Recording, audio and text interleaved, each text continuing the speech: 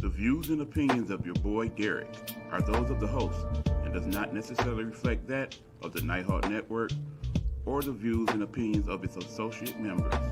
Viewer and listening discretion is advised. Hey, bitches.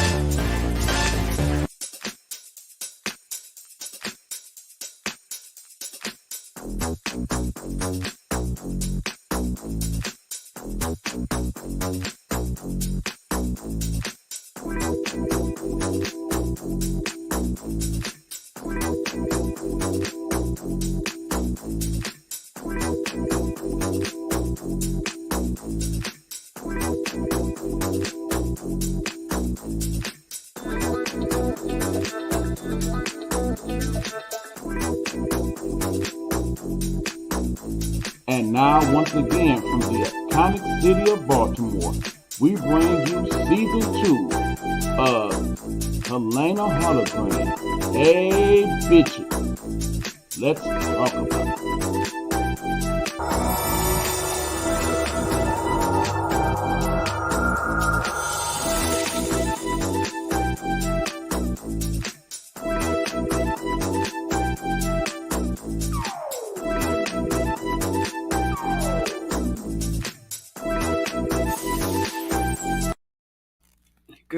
Good evening. Hey, bitches, what's going on? Welcome to Hey, Bitches. I'm your host, original Hey, Bitches herself, the one and only Miss Helena Hologram. Often motherfucking imitated, never duplicated, honey. I'm her. What's going on? What's going on, Facebook? What's going on, YouTube? What's going on, everybody? Happy Monday to you guys. I told you guys, we do this once a week, but I swear sometimes when we do this, it seems like it's been longer than a week. But I'm grateful to be here, grateful to have conversation with y'all. Work on that little platform here, get these things talked about. Let's talk about some things. I don't know what happened to my number one fan, my good girlfriend last night, Miss Pat, honey. The other night, honey, Miss Facebook came up on here. Miss Facebook was like, She said she even tried to go on today and they wouldn't let her on. So I said, well, honey, this is what you do. Since they won't let you on, you just go on Miss YouTube, because we are streaming live on YouTube and Facebook at the same time. So when you guys ever have any issues and you guys are regular people who watch the wonderful show, and they Miss Facebook pull her little stunts, honey. I think we need to have an interview with Mr. Mark Zuckerberg or whatever the hell his name is, honey, because honey, they is pulling some tricks. So Miss Pat couldn't get on today either, but I told her, I said, well, honey, go over there and watch on Miss YouTube so you can still join us in the fun. So what's going on with everybody? I hope everybody had a wonderful weekend. My weekend was a weekend. Nothing more, nothing less. It wasn't nothing exciting. Just a regular weekend. Just chill like I normally do. I hope all you guys had a wonderful weekend. There's a lot of things going on around the world and in this country, in this, I guess you want to call America a country, whatever you decide to call America at this particular point in time in your life, it is what it is. Ooh, honey, there's some things going on, and I'll even start with this wonderful little city of Baltimore, because I told you guys a while back that they was gunning for our Miss Mosley. Nanny got her saying that she hey daughter, how are you? Oh, Nanny says she done took 15 unauthorized trips, honey. And let me tell you something, girl. When I tell you, hey Eric, when I tell you that for whatever reason, and like we say on the show, all views and opinions on this show are strictly mine, nothing more, nothing less. But honey, when I tell you that they are gunning for Ass State's attorney, oh girl, they're not playing with her. They try to get her on income tax invasion. Now they're trying to get her on taking all these 15 or more trips that she never got approved before. Me personally, this is just my opinion. I think it's a serious witch hunt. I think See, I gotta be careful what the hell I say, cause they've been zapped my ass up off of Facebook, and I don't understand how. Hey Tracy, um, they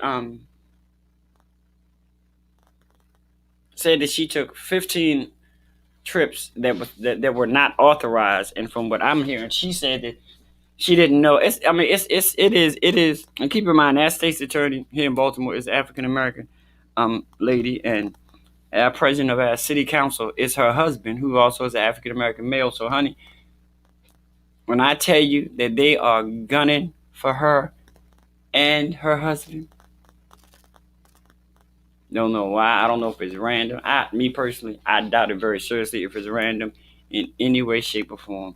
I mean, she was one of the first ones who stood up when the Freddie Gray situation happened here in Baltimore. She stood up and she was ready to prosecute any police officer that was in the wrong. So I think it's a witch hunt, honey. And they doing a they fucking with her. I'm trying to tell you, like I said, they was going over her with a fine tooth comb, trying to figure out how she buying these houses and this and that. But at the end of the day, girlfriend got good credit. And she was buying her houses and investment just like everybody else. She got good credit. She goes to the bank, she gets a loan, starts to mortgage, boom, boom, boom. That's what most Americans do.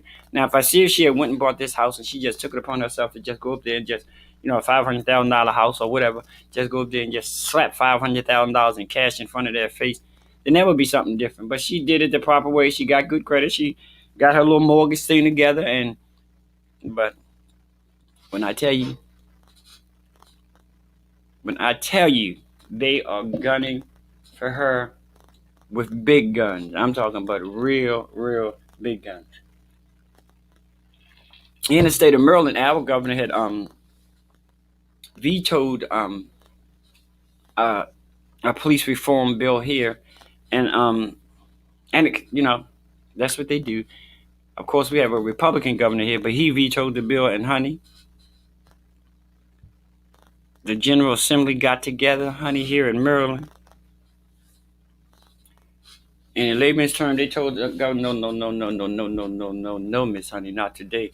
So they overrode his veto, honey. So I'm like, okay, so we got a little bit of police reform going here. When I say a little bit, I mean a little bit. You know how yeah, we got a very little bit.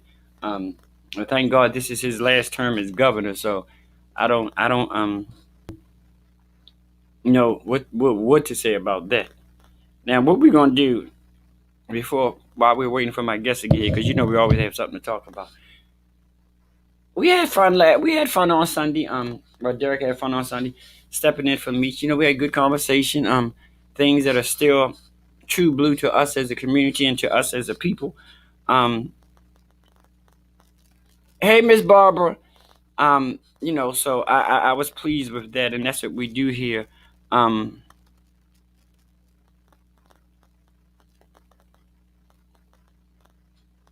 Now listen to me, okay? Hey, Leah, what's going on? I want y'all to listen to this, cause honey, my mind is what the fuck it is. That's just what it is. Ain't no ifs, ands, or buts about it. You know what I'm saying? And I need y'all to go deep with me on this, okay? Hey, baby, how was is it this weekend that you're coming to Baltimore for the pageant, or was it last weekend? Let me know. Check this out. Listen to me here. Now listen to me. I want y'all to listen to me, and I want y'all to think for a minute, because after I read this to you guys, I'm gonna take a little commercial so y'all can ponder on your thoughts. See now I'm ready to get. Whew. Y'all pray for me here. Minnesota officer shouted taser, but fired a gun instead, fatally shooting a man at a traffic stop, police says. Here we go. Listen to me. Minnesota officer shouted taser, but fired a gun instead, fatally shooting a man at a traffic stop, police say. I don't know if you guys can see this, but this is, now I'm getting even more pissed. This is a picture of the young man that they shot. Who, from this picture, I'm saying, He hit a young African American male with a child. He was fatally shot at a traffic stop. But keep in mind, the officer shouted taser.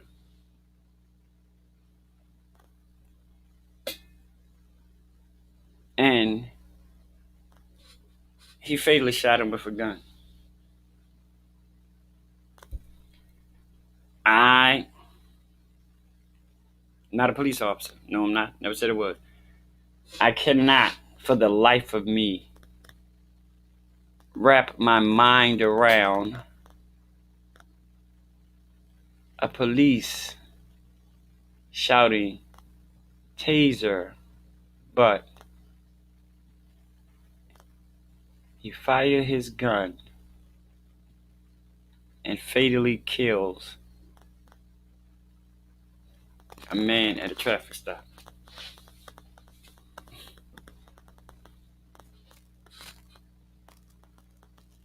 Keep in mind, the police yelled taser, but he pulled his gun. Okay, y'all, come on, y'all, work with. I'm with you, Eric. I do not think this was an accident. Period. I'm sorry. I could be wrong. Blah blah blah blah blah. I'm like, I have 1,000,001 questions. Do a gun and a taser weigh the same amount? Do they feel the exact same in your hand? Is there a way? I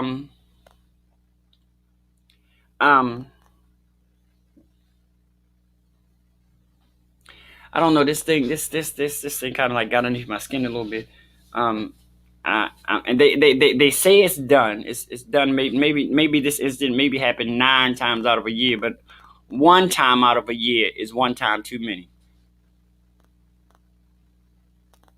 And and that's where my mind is too, Eric. I mean, I don't know why, but and God forgive me if I'm wrong, but considering that it was a traffic stop, I'm like, I don't know. I don't know. I'm just trying to figure out why so many police is in such an overly aggressive mood when they pull over African Americans for traffic stops, and I'm like, I don't understand. You're overly aggressive for pulling somebody over. You walk up to the car. Hey Amy, you already walking up to the car with your hand on your gun. The holster strap is open. I'm like, okay, so, but you tell me, you yelling taser.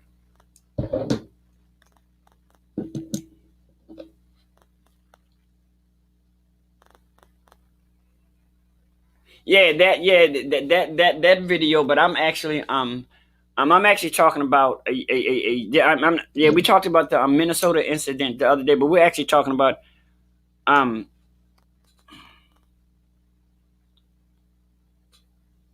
April the 12th.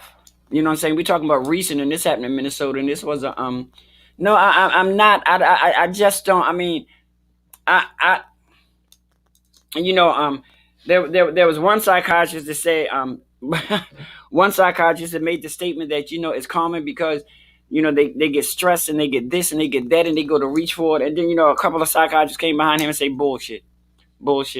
There's too many variables in this, whereas though that you should know there's a different feel. There's a different feel between there's a different feel from holding a taser in your hand and a gun in your hand. And then my mindset is then, okay, so why? Okay, so they said they would prefer you to have your gun on the side of your hip with your strong arm, and your taser on the side of your hip with your weak arm. But a lot of officers carry both weapons. I'll call them weapons. Carry both weapons on the same side. I think we talk about the cop that shot the guy in a traffic stop. If so, the judge is saying it was a mistake use of a gun. That wasn't no. Okay, so yeah, we're talking about the guy at the traffic stop. We're not talking about the military guy that we talked about the other night who was trying to get pulled over, and he pulled into to a lit gas station because he was on a little you know, country old road. You know, Virginia got a bunch of country roads, but yeah, we're talking about the actual guy who was fatally shot at a traffic stop. Um, I cannot grasp my mind around it.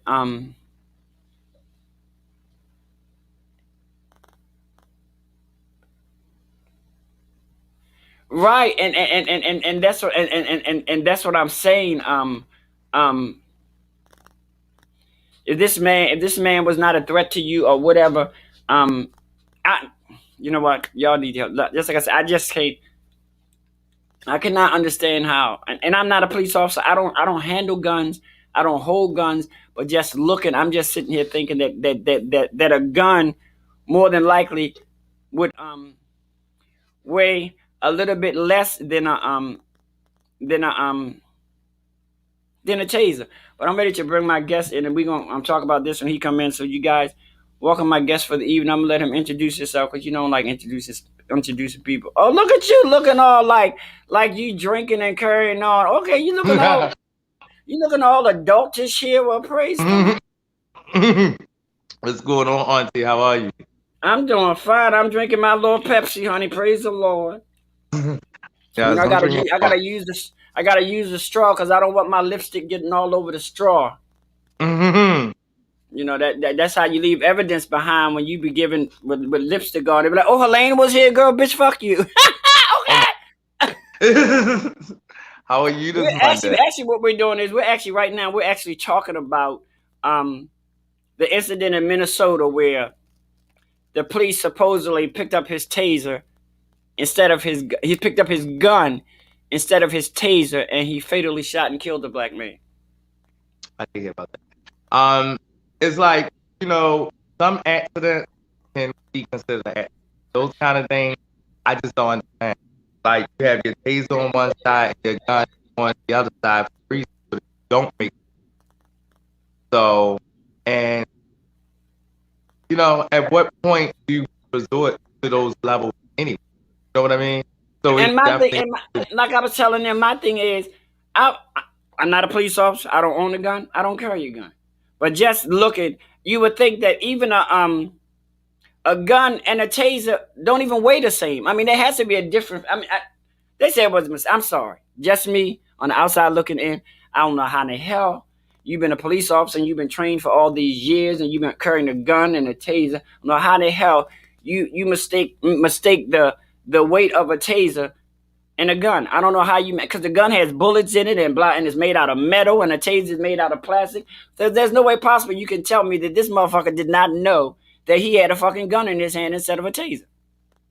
And even still, at what point is it still okay? You get what I'm saying? A man's Right. life is still gone. The So man, it's the like, man, even if, like that still doesn't. a young man who life is gone. I was looking at the thing and it kind of like took me someplace that I wasn't ready to go, and I couldn't go there online because I'd be ready to call it, and they be ready to ban me the fuck off of Facebook.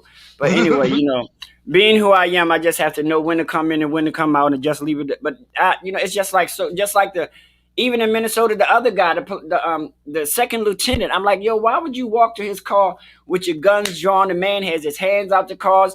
You pepper spray him. I say, and then nigga, you in a whole town of 2,700 people, and you got 5 goddamn police officers, and 2 of them go to pick up a man. Y'all doing too much. Mm-hmm. Well, I definitely think that everything needs to be looked at. And when it comes down to race, I even think the way that they even approach situations when it's a white person in the car and when it's a black person in the car are 2 completely different ways. That needs to be everything needs to really be looked at. And police, like I saw in one of the comments, police, that's what the training is for, so that you know the weight, so that you know on what side weapons are, so that those kind of mistakes don't happen. So it's like you're trained to prevent. than even Right. if it So you're was. and you're trained to be in stressful situations, and you're trained to be in situations where you feel as though that your life may be in danger. So why in the hell are y'all using that as an excuse? Oh, he was stressed. Well, goddamn, if you that goddamn stressed and you have to carry your firearm every day, my advice to you is get the fuck off the force, because that way we ain't got what y'all using that shit. Oh, but he was stressed and he was nervous. Well, bitch, guess what? I'm nervous every time I see a goddamn police. Period. Absolutely, every job is not for everyone.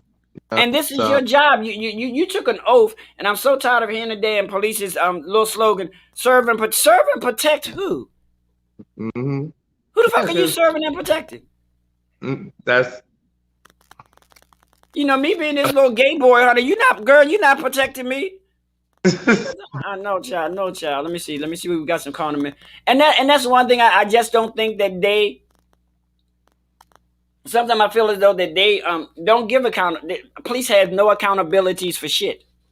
hmm and to me that's a problem because I think that with the police, it's like certain people, it's like you really supposed to set like you're supposed to set the precedent of how to like rat out of stressful situation out of so you know this this is really getting out of hand.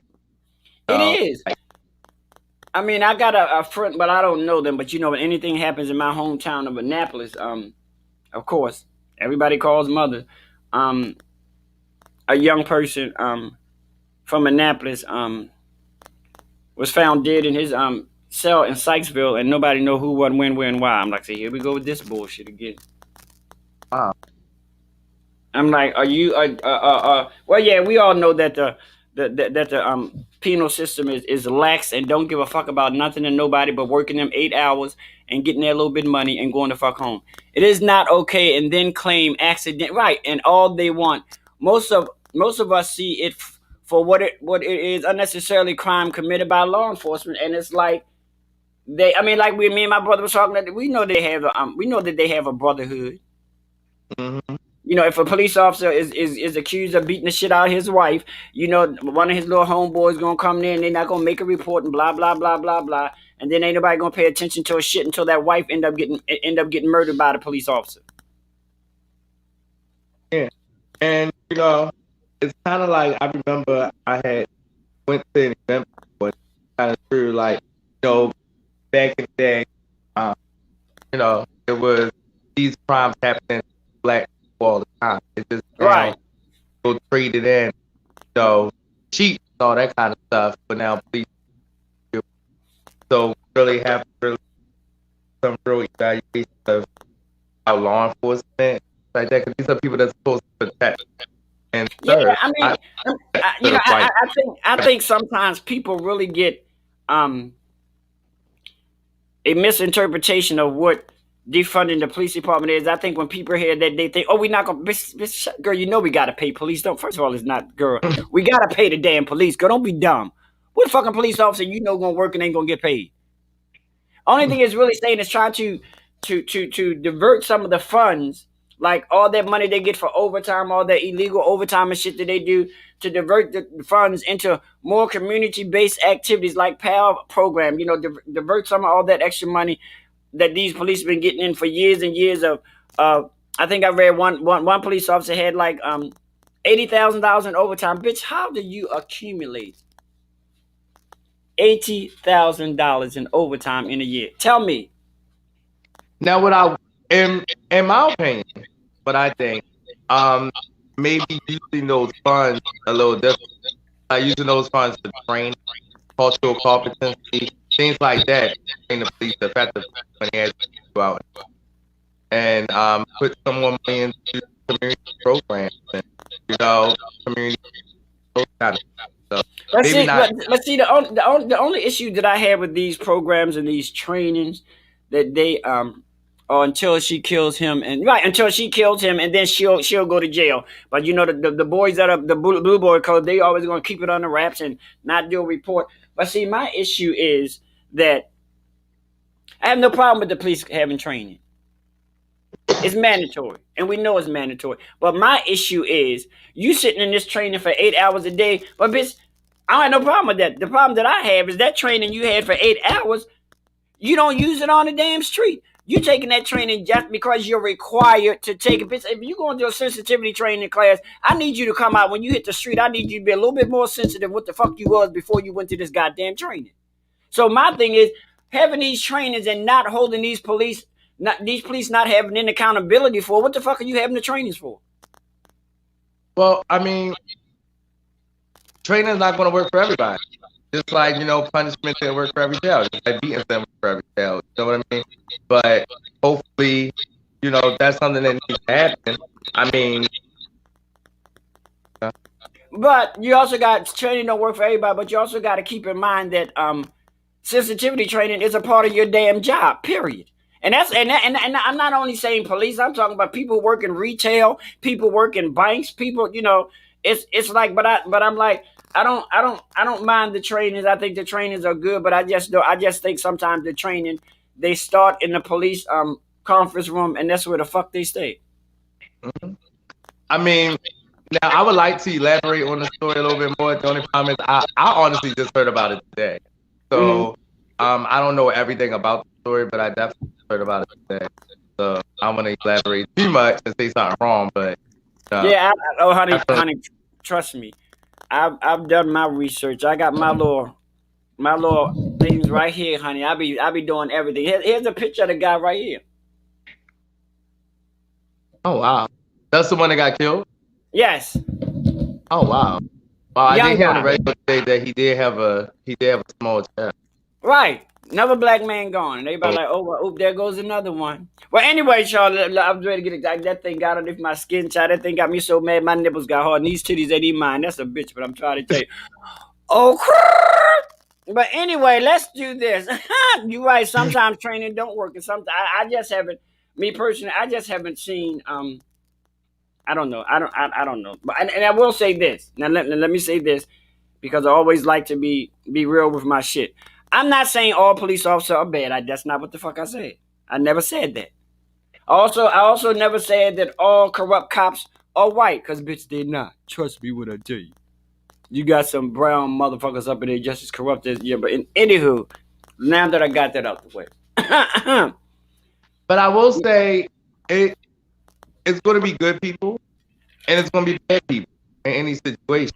However, we're not debating that. What it seems as though that needs to happen is it needs to be some kind of accountability. You right. know what I'm saying? Okay, all police are not good and all police are not bad. But then when you encounter bad situations, it needs to have some kind of accountability. And then after you get that situation done, then you need to look at ways to prevent future situations like that from occurring. Accountability across the board. I mean, we as civilians, we probably, but I ain't gonna tell that lie, because I think some of them motherfuckers on the inside, on the higher up and the higher down, they know who the fuck the corrupt cops are too. But anywho, it should never be the people versus the police. No, we're supposed to be on the same team. You know what I mean? So it should never be the people versus the police, but it got to be accountability on both sides. If you can hold me accountable for running a life, you can hold him accountable. You know what I mean? Especially considering that most police departments thrive under that slogan, to serve and protect. But who the fuck is you serving and protecting? And like you say, yeah, there's an accountability on both sides of the fence. There's accountability for us as civilians, and there's accountability for the officers, because when you get to the point, and I was saying on the show last night, I said, it's a shame that probably, I'm maybe a little high, but I think probably, no, I ain't gonna say probably, I know you have more African American children who are fearful of the police than they trust the police. Yeah. I mean, I talked to my little cousin stuff. I haven't really heard of officers. I remember when I was a kid, and my mother jokes about this sometimes. Like, where have the days of officers? You know what I mean? And those things are important. It was really to get kids comfortable with the police, for one. And it was also to let them know that they come law enforcement, whatever it is, they have problems.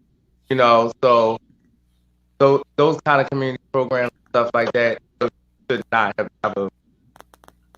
I can here in Baltimore. I can't remember. Don't start me lying, honey. I think all the mayors initiated police walking beats, but that shit was so goddamn short lived. That shit was like here today, gone tomorrow. Let me see, what do you say? What we as people of color and blacks in general want is to be dealt with fairly by law enforcement, just like many of our white counterparts. The question is, what can we realistically do to make this happen? Well, honey, let me tell you something. First thing, girl, at this particular point in time, honey, all thing I can do is pray. I'm sorry. Pray and make sure you do whatever you need to do to stay in contact with your city, your state, and your politicians. Just, I mean, you if you got to get a hotline to them, and a lot of y'all always jump the bandwagon, and you want to go straight to the governor. Well, bitch, sometimes you can go to a city councilman, and he can plead your case to the governor a lot better than what the hell you can. And my thing is, us as people, and I've said, we often complain in the house to our girl. That's because, however, this police officer, honestly, I'm quite sure he had other bad situations with other people, and those situations probably went unreported. At the end of the day, when you encounter police officers that you feel that you may experience bad situations because of race, your gender, your orientation, whatever the case may be, report those. You know what I'm saying? Because the same way that you need to have good customer service, you understand that they're in stressful situations, but those situations can't go unheard. So when we see certain situations happen that the police are wrong, the people start taking badge numbers, start reporting it. I know in Baltimore City they have the LGBT task force. Oh yeah, I heard about that. Sergeant Bailey, a great guy. Yeah. Definitely around. Reach out to people and let people know that what's going on, because I'm quite sure he had more than one situation that he may have had that may have been that is foul or that people never reported that just went away. You know what I mean? Right. So we definitely have to start speaking up more, and not just speaking up in the house like, oh girl, that person did this person did that, to your friends, and then never hear of it again until we have a situation that a person needs to stay on top of things, report it, up, get counsel. We had our community neighborhood associations. We need to make our voice heard and say that, look, this ain't acceptable. Because I'm quite sure if this was happening to other populations, it would be a lot. All that. So we definitely got to put it. Speak up a lot. Yeah, and that's what they say. Even with the George Floyd thing, they say that part of the if he get to the sentencing, which really fucks with me, if he gets to the sentencing phase of this case, his sentence, what they're going to take into consideration in his sentence. Shit, you would think that I was high off of marijuana or something, bitch. But okay, his sentencing will be determined by if he had any bad. But I'm like, bitch, at this particular point in time, what you did to this man, I don't give a fuck what you did back then. Because if you had a clean record, you tell me you have a clean record and you killed this one man, then your clean record is gonna make them soften your goddamn blow. If you have a clean record, I'm happy for you. I'm real happy for you. But at this particular point in time, that clean record ain't got shit to do with what the fuck you just did in taking somebody's life. Absolutely. A life is still gone. Child being raised without a father. You know what I'm saying? And then right now we're sitting here saying that at the most, they looking at 10 years. I'm like, I read the thing and say 10 years and possibly a $20,000 fine. The fuck is that? 10 years is what, 4 years or maybe 5 years? And $20,000. Okay, if you get a $20,000 fine, bitch, that's not helping the situation. Who's the $20,000 going to? Is it going to the family, or is it going to the city? Is it going to the police union? You get a $20,000 fine. That's not helping the situation because the money's going right back into the city pot. Mm-hmm. Those are good questions.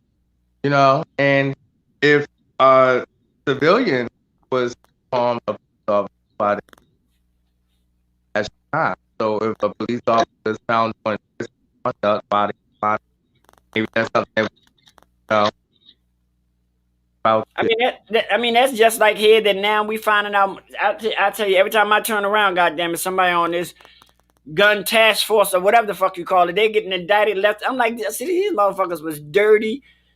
These was what you call some dirty. I mean, you was on the task force and then you was headed to work with the DEA, bitch. They make a they make a $2.5 million drug bust, bitch, and you try to steal $10,000 and you think fucking well they wasn't gonna know that.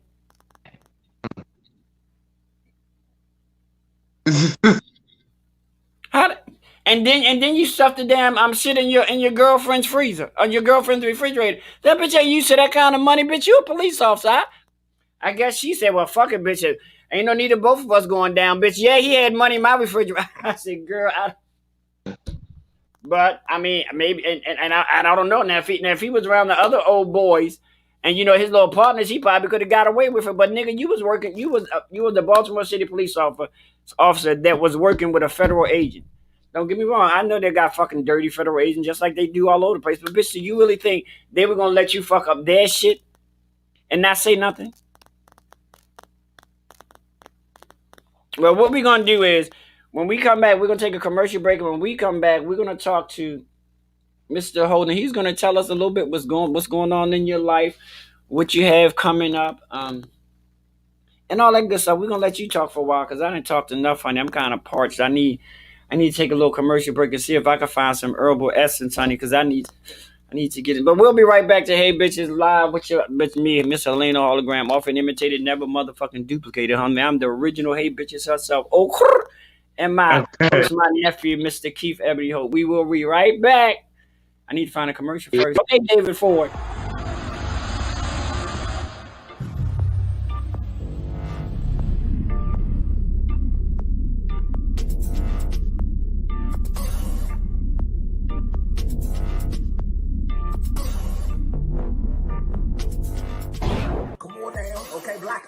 Get into it. Black on, look at that. David Ford, right there, that's his name. Black on, he don't know Tom.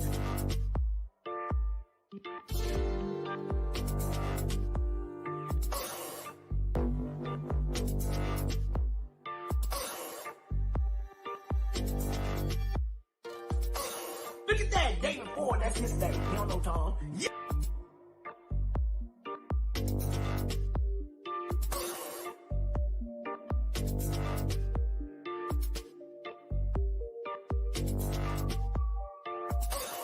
Yes! Oh, here we go. Oh, I can see the demons. I can't see the demons, but I can see the light. We are creating black luxury across this country.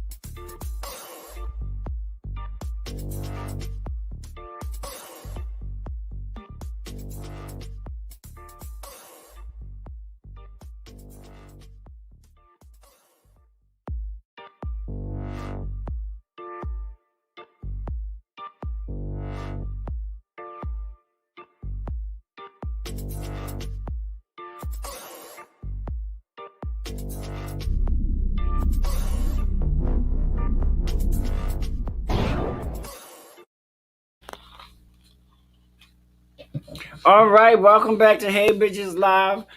I'm your host, Miss Helena Hologram. What's going on? So yes, honey, we was spending here time. Hey Byron, what's going on, little brother? Sitting, I don't know where my guests went, honey. You know how these young children are, they move quick, honey. But anywho, my guest for the evening is Mr. Keith Ebony Holt. He's gonna come back and he's gonna tell us a little bit. He's gonna share some things about himself. I'm gonna let him talk for a while, because you know, a bitch like me, I can run my mouth. He got all his bright colors. Oh, but that's fine. And that's fine, nephew, because I'm planning on changing my motherfucking shit before the end of the night too. So honey, don't try to pull an auntie on you, because you know a bitch will change. You know that's where I got it from. Okay. I got it from our conversation. Okay, I got 3 more upstairs. I'm ready for And it. that's how you do it, bitch. Look, bitch, when you're ready, you don't ever have to get motherfucking ready. Oh, okay. And and he got Pepsi too. Look, bitch, look, honey. Look, honey, I'm not only the president, I'm a Oh, oh, hold on, so, a toast. Mr. You ready? Tell us a little bit, Chad, hello. Tell us a little bit about yourself, my audience, so they can get to know you and, all the wonderful things that you're doing. So shoot it from the hip. Tell them your whole name and don't get real personal. I mean, you can tell them if you're single or not. That's on you. But I will let you know that I have a disclaimer. If you tell anybody that you single and anything transpire, ain't got shit to do with nothing. Don't ask me for no phone number. Don't ask me for no email address, because when shit go wrong, you be like, Auntie, oh no, bitch, not me, honey. Honey. Go ahead. Well, I'm not. I hate myself. Like, what do you really say about that? That's a question I always ask. But my name is Steve Holt. I am a single. Yes, I am. You but my say name you're is what? A question. Someone just said, "Is he single?" I say, "Yes, I am." Well, wait a minute. Wait, look, bitches. Now, look, I'm an auntie, honey. I get real sensitive about my family. But okay, well, bitch, don't go ahead. I'm sorry. Okay. My name is Steve Holt. I've been in the advocacy field for about a time, quite some time now. I worked at the health department for about years. When I worked at the health department, I helped come up with a lot of their different projects, like the ball, the have balls get tested campaigns, on the Storm Circular, and a lot of their community projects. I have done private consulting for the Mississippi, where I did a day-long event highlighting the LGBT. You know what? Do me a favor, Also, nephew. Eva, you gotta. See. This is when I need my damn technical person, because there is, every time you talk, there's a little snag, and we kind of hear some of you and we can't. So maybe you gotta turn your I'm not a technical person, honey. But you know what? If y'all can't understand what he's saying, he'll just repeat himself. Bitches, don't try to come for my show, honey. Go ahead, darling. I'm sorry. Okay. can you hear me better? No, I can hear you. It's just that sometimes you get kind of snagged, but I can hear you. Oh, so yeah, I guess a little bit about myself. About 2 years ago, I ran for the 43rd district Democratic Committee, which was really good. I did really, really well. I will be featured in a movie this year with the Maryland Film Festival. With that movie, it's highlighting the partnership that we had at Peabody.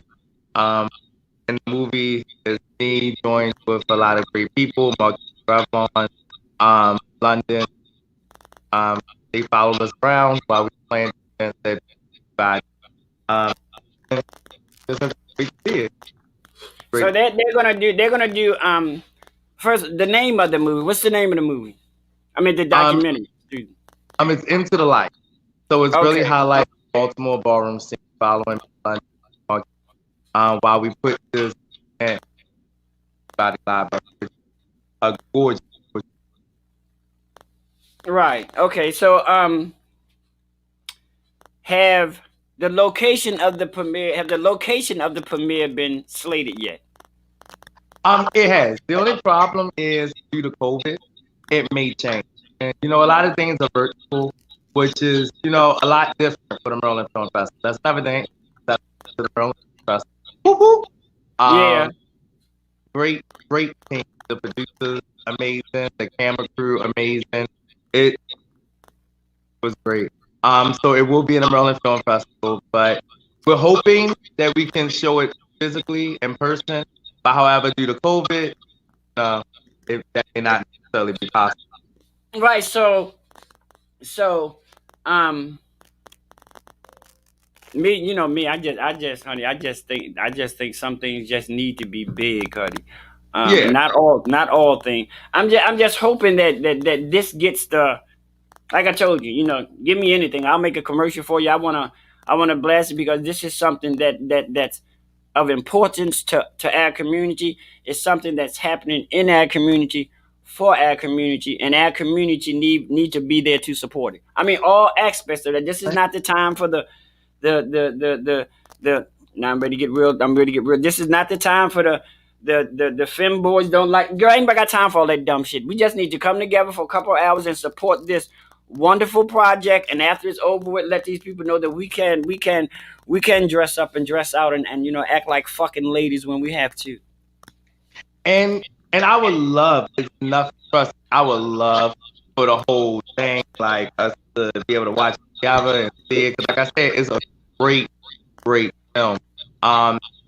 And this has been pushed back because it's supposed to been, it's supposed to been released before. But however, when COVID first came about, it was delayed, kept getting delayed. So now we're really hoping with the vaccine, everything, that maybe we can get more capacity in places like that. Things start opening up. But this is my mindset. I still think, I don't care how long it takes, and this is just me because I always think outside the box. Look at me. I still think even if they do the initial one virtual, I still think where it take a month or 2 months or 3 months, I still think they need to have a physical in your face one. Mm-hmm. I mean, and that's something that we're discussing. Like the producers, like I said, are great. So they definitely are, really, really pushing for it. Those things that we discussed, even if going to the Maryland Film Festival, maybe virtually, maybe is a possibility that we can do in the community, showing things like that. And that's really the gigantic one right away. But I do think that's something that we really should have. But if we can't do that, sometimes you gotta roll with it. You know what I mean? Yeah. Look, I don't. Look, I put it right now. My child. This child said, you need a first lady on your arm. Well, child, I said this. First of all, let me tell you this, guy. This is not what the hell this show is about tonight, honey. We're not trying to fuck nobody with nobody. You do that shit on the other side of Hey Bitches Live. I'm trying to let my nephew expound and be more than just a goddamn sex object, bitches. Get your hormones together. What the hell is going on? Let me move this damn comment. No, you don't need a first lady. Go to sleep. Oh, I'm flattered. Thank you. I mean, I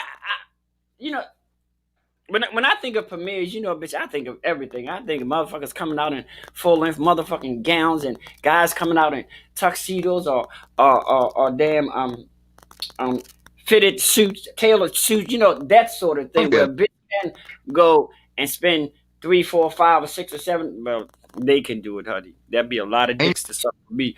But spend 4 or 5 outfit changes on to. Bitch, I'll make mine. I ain't gotta worry about that. But I'm planning on changing it. But I mean, we as a society, we as a community, we as a people, we don't get dressed up and do shit no more. Nothing. Certainly. I agree with that. I remember. I mean, you too young for this. This is my nephew. He's young, but he has an old soul. So he's young, but he old as hell. But don't pay him no mind. So, we don't do shit like we used to. We don't have debutante balls anymore. We don't have calendar girl contests. We don't. I mean, it's like. Oh, auntie, I've never been in none of those. A debutante ball was actually a ball that they had for girls where they actually introduced them to society. They were supposed to have been pure, but y'all, we know better than that anyway. But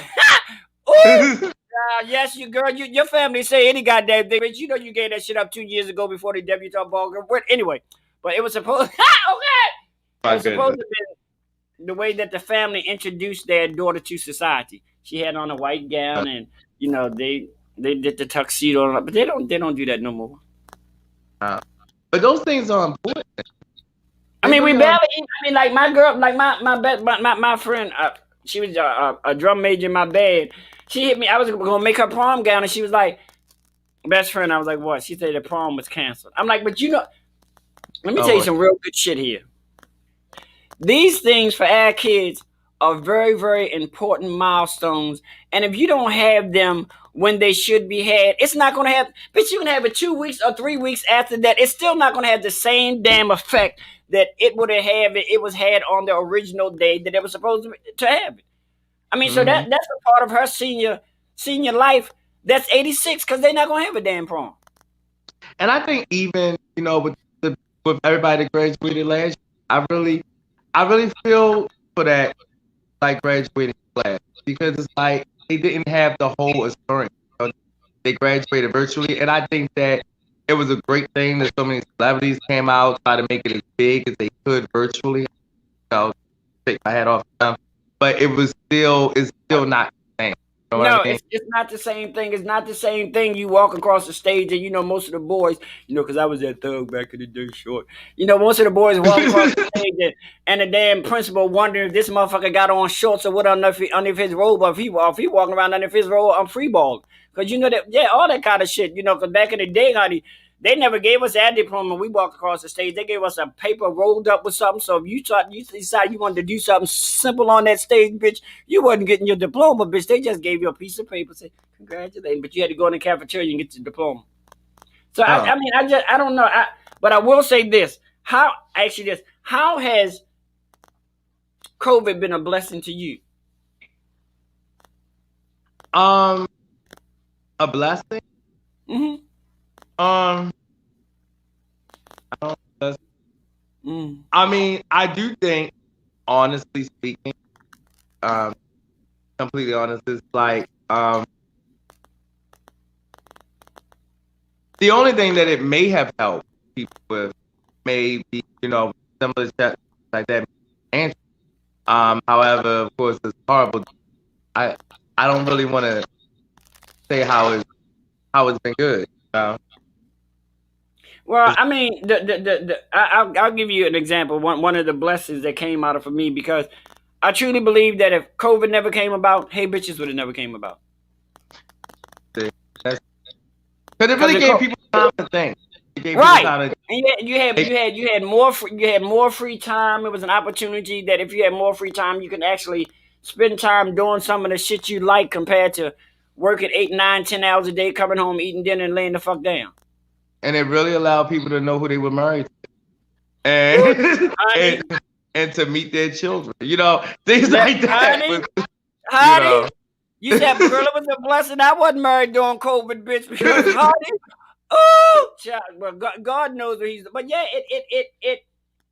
it should have even brought families closer together. But you know, families, you know, the one thing that's always going to be in the middle of family is this thing right here. I cannot remember the last time I've been to a family function or a family dinner and somebody wasn't at the table on their damn phone. But you know, I was talking to somebody and they made an interesting point, and I was like, really? But you know, they said that as when COVID hit, it was more situation, like more domestic situation. Oh yeah, you know, yeah. And I see that. You didn't know that? Yeah, I mean, but it was amazing to me because in one mind I thought that you're home together, it should be all kumbaya, have family time. But I guess, you know, that's in my fairy tale. Yeah, it is, honey. But you think you a nigga, you a bitch. You know what I mean, bitch in the derogatory sense.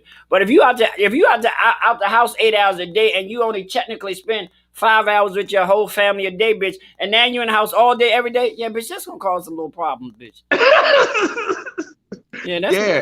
You know, I didn't think about it. You go to work, shit. You ain't gotta go. Just go for. Yeah, that's going. Yeah, because it'll cause problem if people can't find something positive to do to fill in that space. Mm-hmm. You know, but then we also know. Let's keep it real, honey. We know Miss Rona has, even though it shouldn't have been, but you know, I think there has been statistics show, because I like to find out things that people have been cheating more during Corona than if it wasn't Corona. I'm like, bitch, what is wrong with you? Why are people so backwards? You know, I remember I was talking like, can you catch COVID?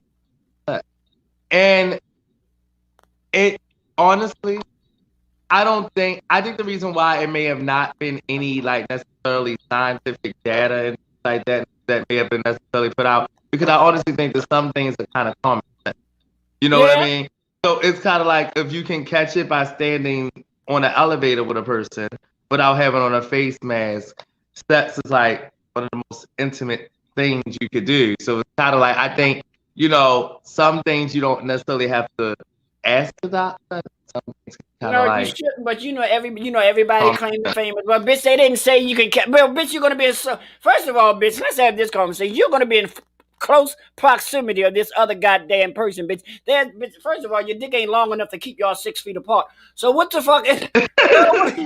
Girl, stop playing with me. And then you're not gonna wear a mask. Come on, girl, you know better. Then something, like you say, some things the doctors. If the doctor tell you can get it all, you can get it all up in here, and it's a lung thing, and a bitch. some things are common sense. But, so me personally, I'm not saying, I'm a saint, far from it, but it really made me really kind of I nervous. felt so. When this came out, I really felt so. And y'all know I keep it real, honey. When this thing came out, I felt so sorry for people who are sex addicts. Mm.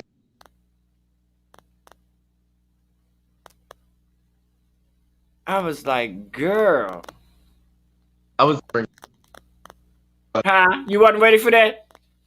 no, I ain't had the face.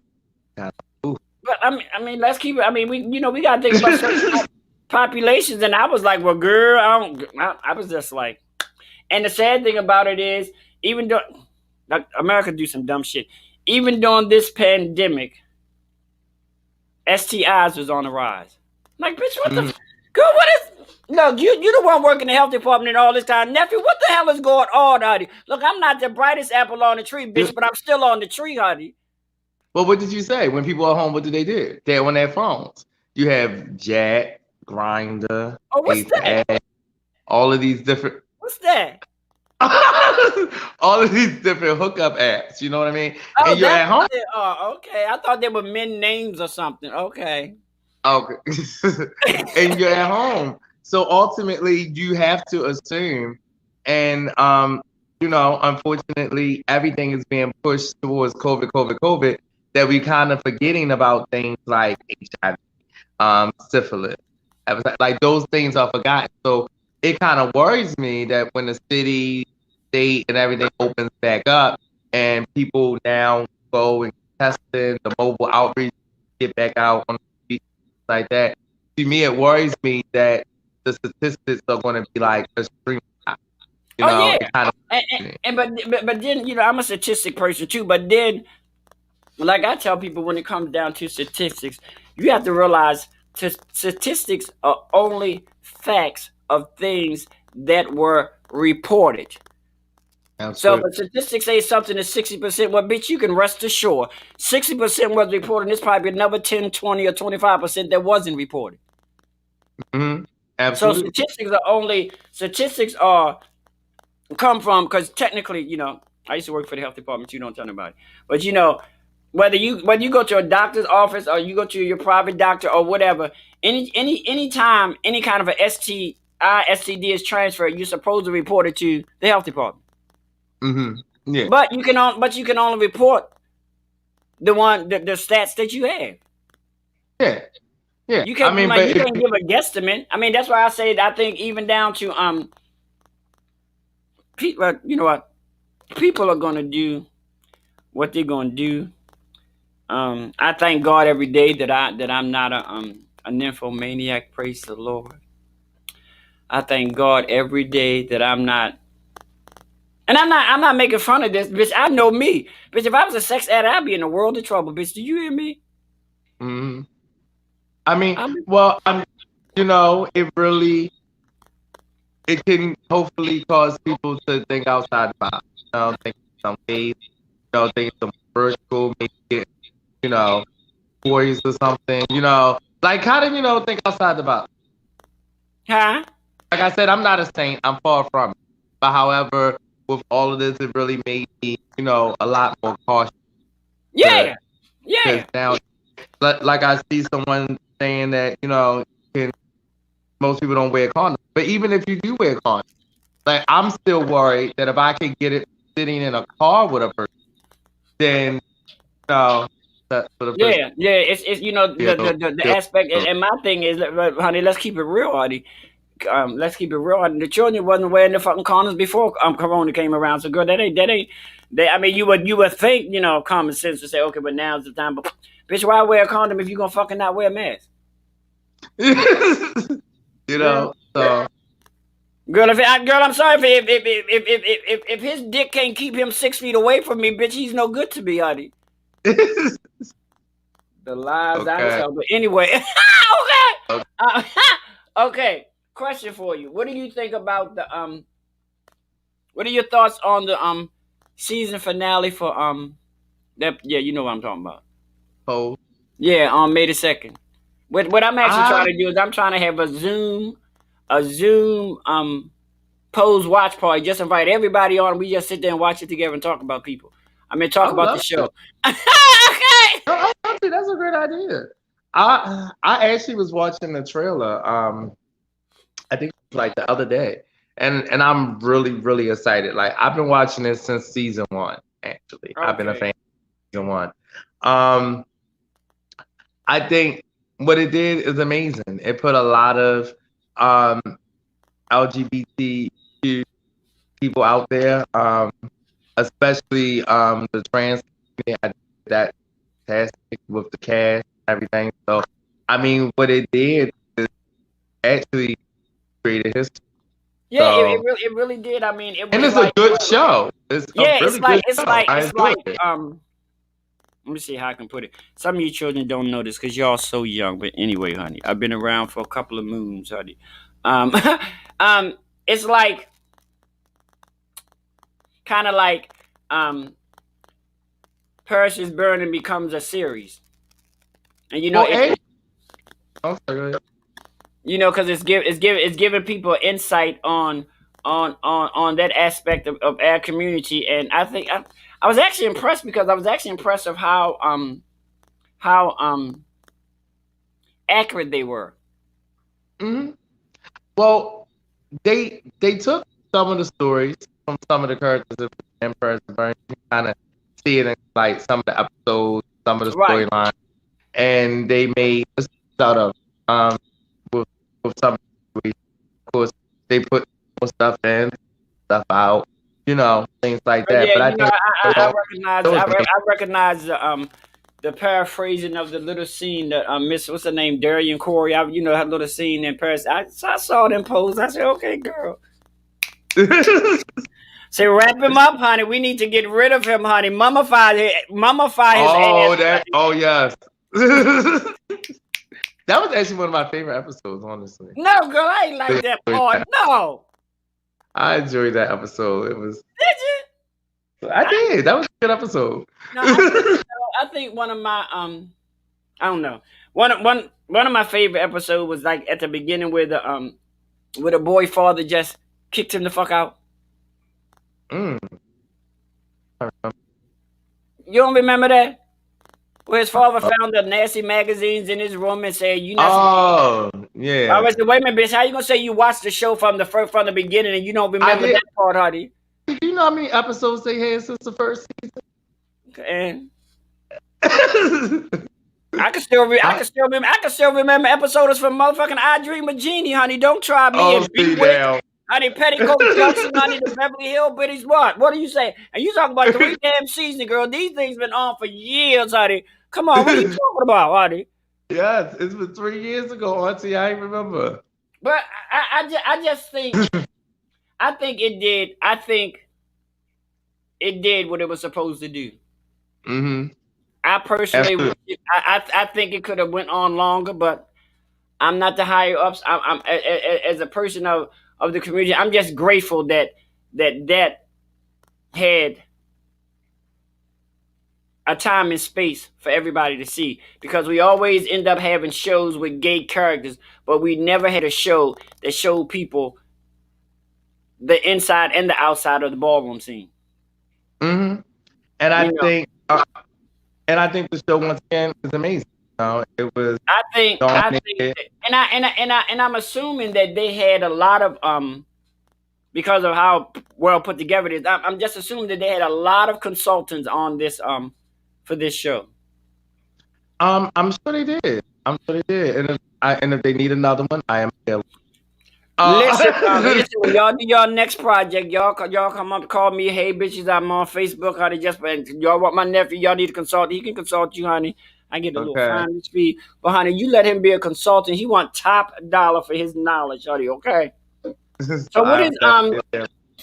how has the ballroom scene been affected by COVID? It hasn't been really. I mean, well, we can't really have both. Right now, since things are opening back up, functions are coming back around, you could definitely see that people been wanting something. You know what I mean? Yeah. It really made the ballroom scene do something that the ballroom scene has done since the beginning of the ballroom, and that's outside the box of how things still go on. So it was like virtual balls like that Right. on various apps and things. I haven't walked one personally, but I've like I personally haven't walked the first ball, but I definitely found that it was very bright, fresh. You know what I mean? And like I said, the ballroom scene been thinking outside the box creation of it. It so Well, they I would thought that have was to because in very order, with this pandemic, made people think what they had to do to remain relevant. Because if you didn't find something to do, your relevance would have been nothing.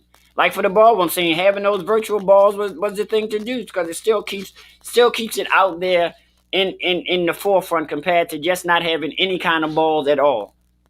yeah, definitely. Ballroom is a big part about culture. Like, it's so many different subcultures.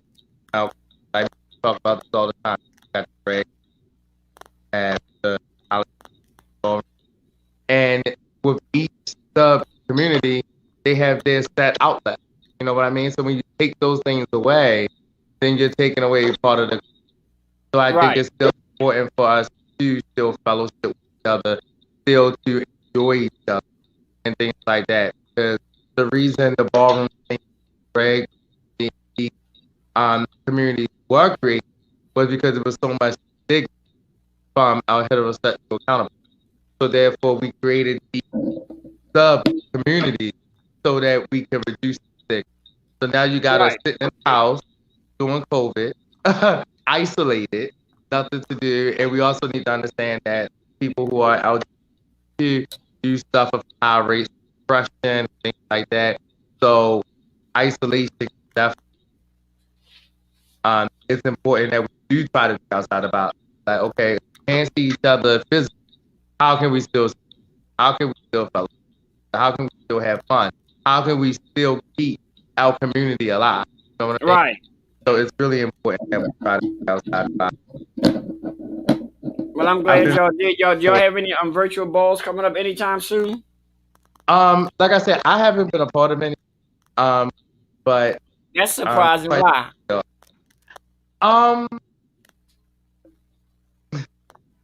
it's because it's still kind of interesting to me. I guess in some things I'm kind of old school still. So I guess walking a ball virtually, I just don't know how that would. Oh, you would was be. just scared to think outside the box. Yeah, I mean, I think it's important. Now, don't get me wrong, I think it's important, but I just not saying I wouldn't, but I think I personally think you should because I think that would make more people want to do it. well, then come on to that fall. You're gonna walk lip sync, and I'll do a little bump. That's it. Let me tell you something. Okay. See, now you gotta support.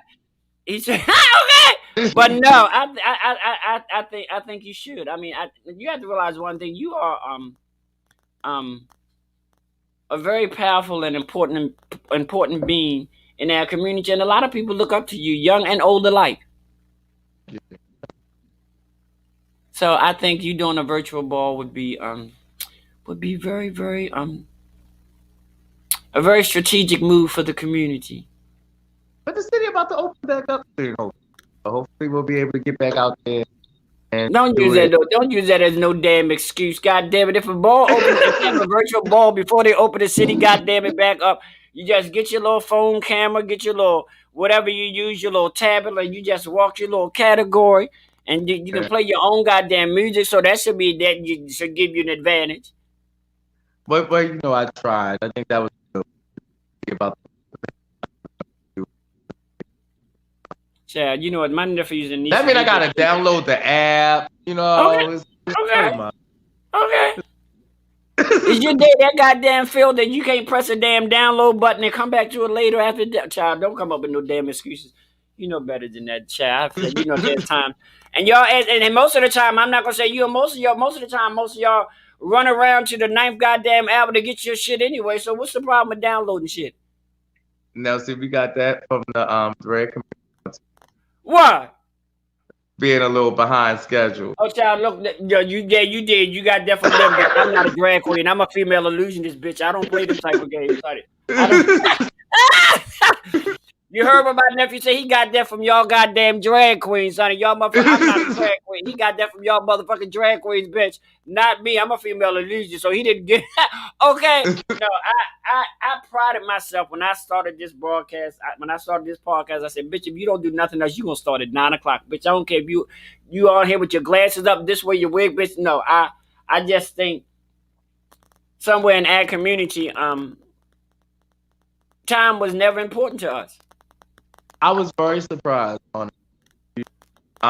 Sent me the email and said, it's going to start back on time. And I was surprised for the simple fact that, you know, I never been to a show or a ball that started on time. You know, it's not too many things that I do. And you was actually like, oh, yeah. This is I think, you know, because, and then you have to realize, you know, when oh, Jesus, every time I talk about it, I get lightheaded, honey. When I think about being in this business for 22 goddamn, oh, girl. 22 years. Girl.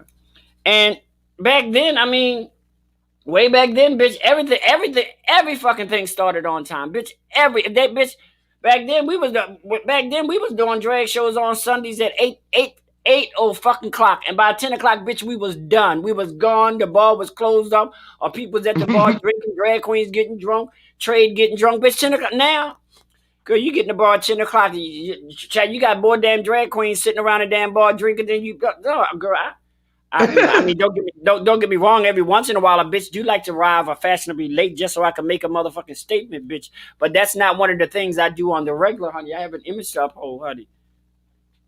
And then it's important that everybody needs to understand that everybody's time is valuable.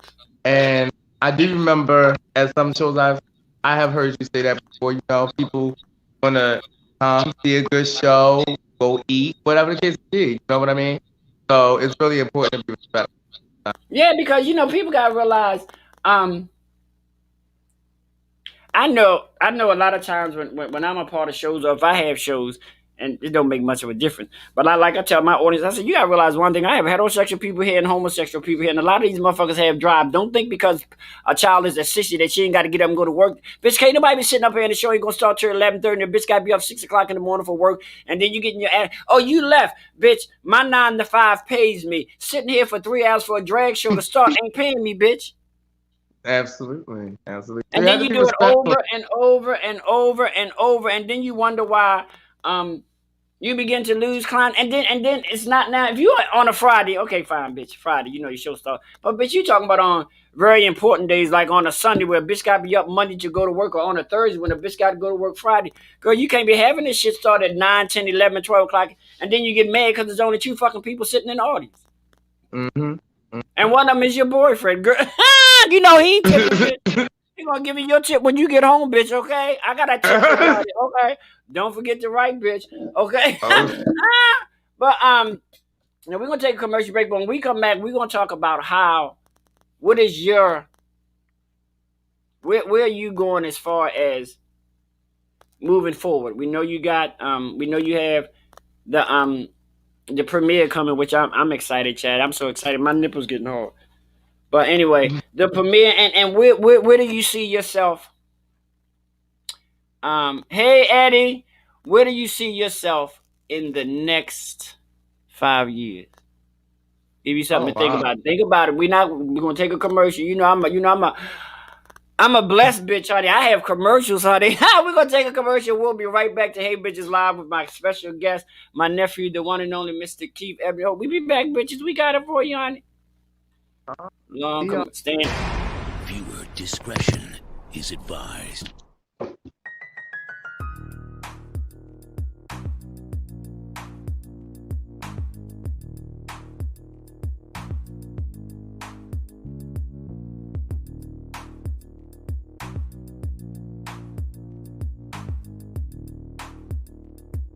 Behind the Blue Curtain, Saturdays at 11 a.m. Eastern. Unscripted talk on police reform and race relations. And now, Behind the Blue Curtain's law enforcement liaison, retired 32-year Chicago police veteran, homicide detective, former commander, sergeant, grant writer, lecturer, and adjunct professor, Joseph J. Mosley. Behind the Blue Curtain's minister of common sense, former 12-year Fort Worth police officer, educator, voice of reason, and unapologetic practitioner of sound judgment, the young scholar, LaRonda Young. Behind the Blue Curtain's co-host, fact checker, and investigative journalist, Isidoro Rodriguez.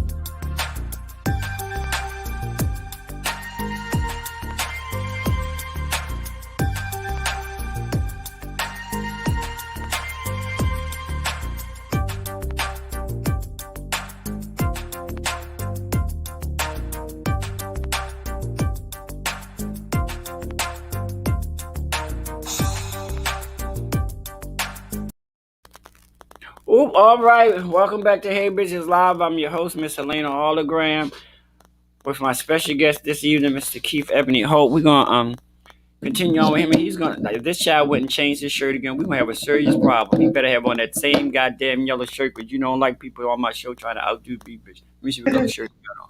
Let me see what color shirt you got on. It's shoot, still yellow. Okay, all right. I thought he was I didn't have time. It was either I change was or you trying to time that commercial because I was going to go, but that's not my long commercial. That's my medium commercial, but I wasn't ready. So, okay, let's break it down. Next 5 years, where do you plan on being in your professional career, your ballroom career, and your political career? All three. I'm listening. See, now you ain't tell me it was going to be all that.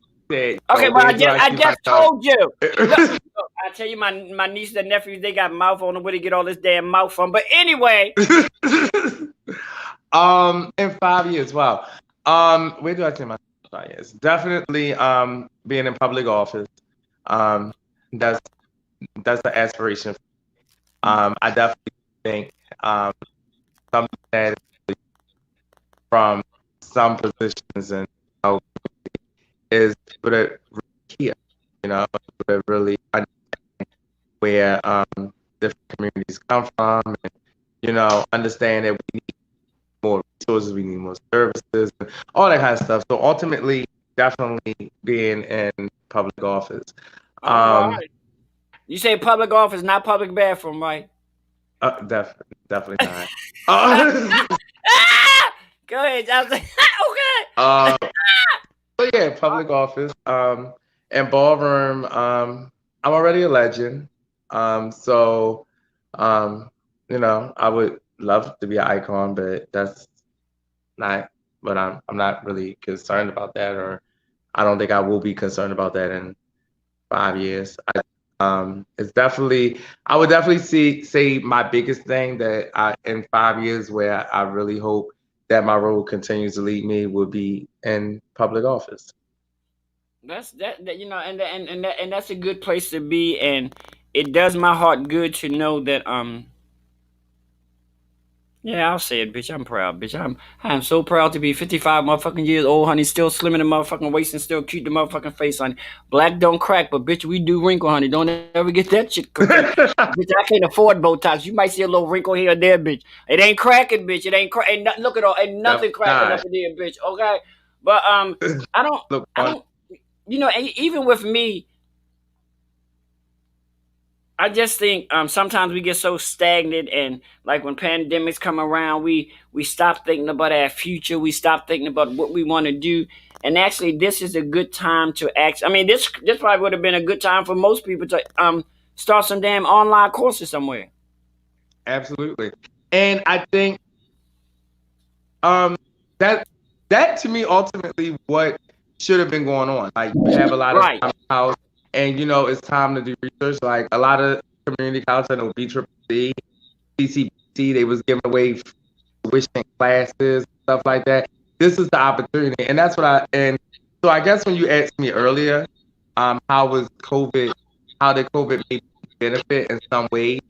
I think ultimately with our community, I definitely think that it gave us a little bit more resources. Now, if we took advantage of it, that was something different. But as far as like, it was free online classes, loans was forgivable. But it was a lot of the question is, was the information readily available or in spaces or places where the average Joe could find out that these colleges was having, you know what I'm saying, that they was having free tuition and free online? Oh, it was. And I think, like a lot of resources out, we have organizations that work in our community that may be for us, by us, that's really supposed to disseminate in them. That's supposed to make sure that everybody is up to date. Everybody knows. However, these may not have been doing that. So, we may not know. It may have been somebody that did want to go to school, but maybe thought they couldn't afford it or whatever the case may be. That information could have done something great stuff. You know what I mean? Sometimes to get in school, sometimes all you need is that initial push. You know what I mean? Or to do something like that, you just got to. So, I think that's when we need to start looking at the organizations that we have to serve us. We need to start looking at our elected officials that we elect in to serve us. Because honestly, I would have loved to see more people. We put so much on the mayor, the governor, and people like that. But where was our state delegates? Where was our state senators? Why wasn't they out there giving out? Why wasn't they out there? Right. You know what I mean? We always can't put things on everyone. Everybody should have played a part. Where was our various organizations that addresses our various disparities, whether it's gender, race, or whatever the case may be? Those various organizations should have been on the forefront. Not just only giving out resources, but also making sure that we knew what the hell was going on. COVID was something that completely came out of nowhere. We didn't know what was happening. You know what I mean? Information, things like that. So that I really think that this time allowed us to see what organizations and what people were doing us a disservice, and which was doing us a service. Yeah, absolutely. Because I've always been. I've been a community person all of my life, even when I was on the other side. Girl, we ain't even gonna talk about that because that's a whole nother book by itself, bitch. But anyway, even like a lot of things people don't think about is simple things. Like, okay, bitch, if you know how to fill out a form for financial aid, why can't you sit with this person or that person, or sit with two people at one time and say, well, this is how you fill out your FAFSA form so you can get your financial aid. And yes, you can go to community college and you can get a whole bunch of your classes paid for, and you ain't got to worry about taking out a loan. That's what financial aid is for. So you just make sure you take things that's going to put you in that little that little box, because, honey, when I tell you, you'll go to a community college and oh, well, girl, we got loans, bitch. Yes, they're gonna tell you they got loans, but bitch, you gotta realize the loan and financial aid not the same thing, bitch. That loan you gotta pay back. Mm-hmm. But like I said, a lot of loans they do have loan forgiveness, student loans. I know and that was a part of his belief. Student loans, stuff like that. So that's what I'm saying. Now would have been a perfect time, that if you felt like, okay, well, your job may have been overlooking you because you did the degree, and you could have been laid off, whatever, unemployment, free money, and they giving away loan forgiveness. Now, if you wanted to do that, this would have been the time. Right. You could have Yeah. But that's why people didn't know about a lot of things. That's where we get to the service from our community organization. That's just like a people don't like what I try to keep myself and what I try to keep people in the loop with is I try to keep people in the loop, like if they trying to better their skills and certain. I'm like, look, girlfriend, let me explain something to you. The main library, honey, you can go there, bitch, and they'll teach you PowerPoint, they'll teach you Excel, they'll teach you everything for free. But you gotta sign up because the spaces are very limited. But bitch, free PowerPoint. That bitch, you get a little certificate from the library. That's something you can put on your damn resume that you're certified in PowerPoint, or you're certified in Microsoft, or you're certified in Edge, and those things are offered at the main library on Cathedral Street. As well as if you're in the house and you need Wi-Fi, they got free Wi-Fi at the library now. They have hotspots and things like that you can now rent from the library with internet already attached. You know what I mean? So that's what I'm saying. All this information should have been equally distributed in our community. Right. But and this is what I'm gonna say. This is on me. If somebody get mad, I don't give a fuck, girl. I'm child. And this is information that should have been readily available at our local community center. Did you hear me? I think I did. Oh, if we had a community center that was readily available, then that information should have been a part of that. But I'm not gonna talk about it. But I said what I said, and bitch, ain't nobody gonna hit me in my mouth, girl. But anyway. But I do honestly, our community center have had a reputation that has gone for years of not with not delivering what needs to be delivered to every community. And I think that something that needs to happen, if you are going to have a community center, you can't have a community center without that's right. First. And I think that's where you get a little screwed. Where's the community in the center?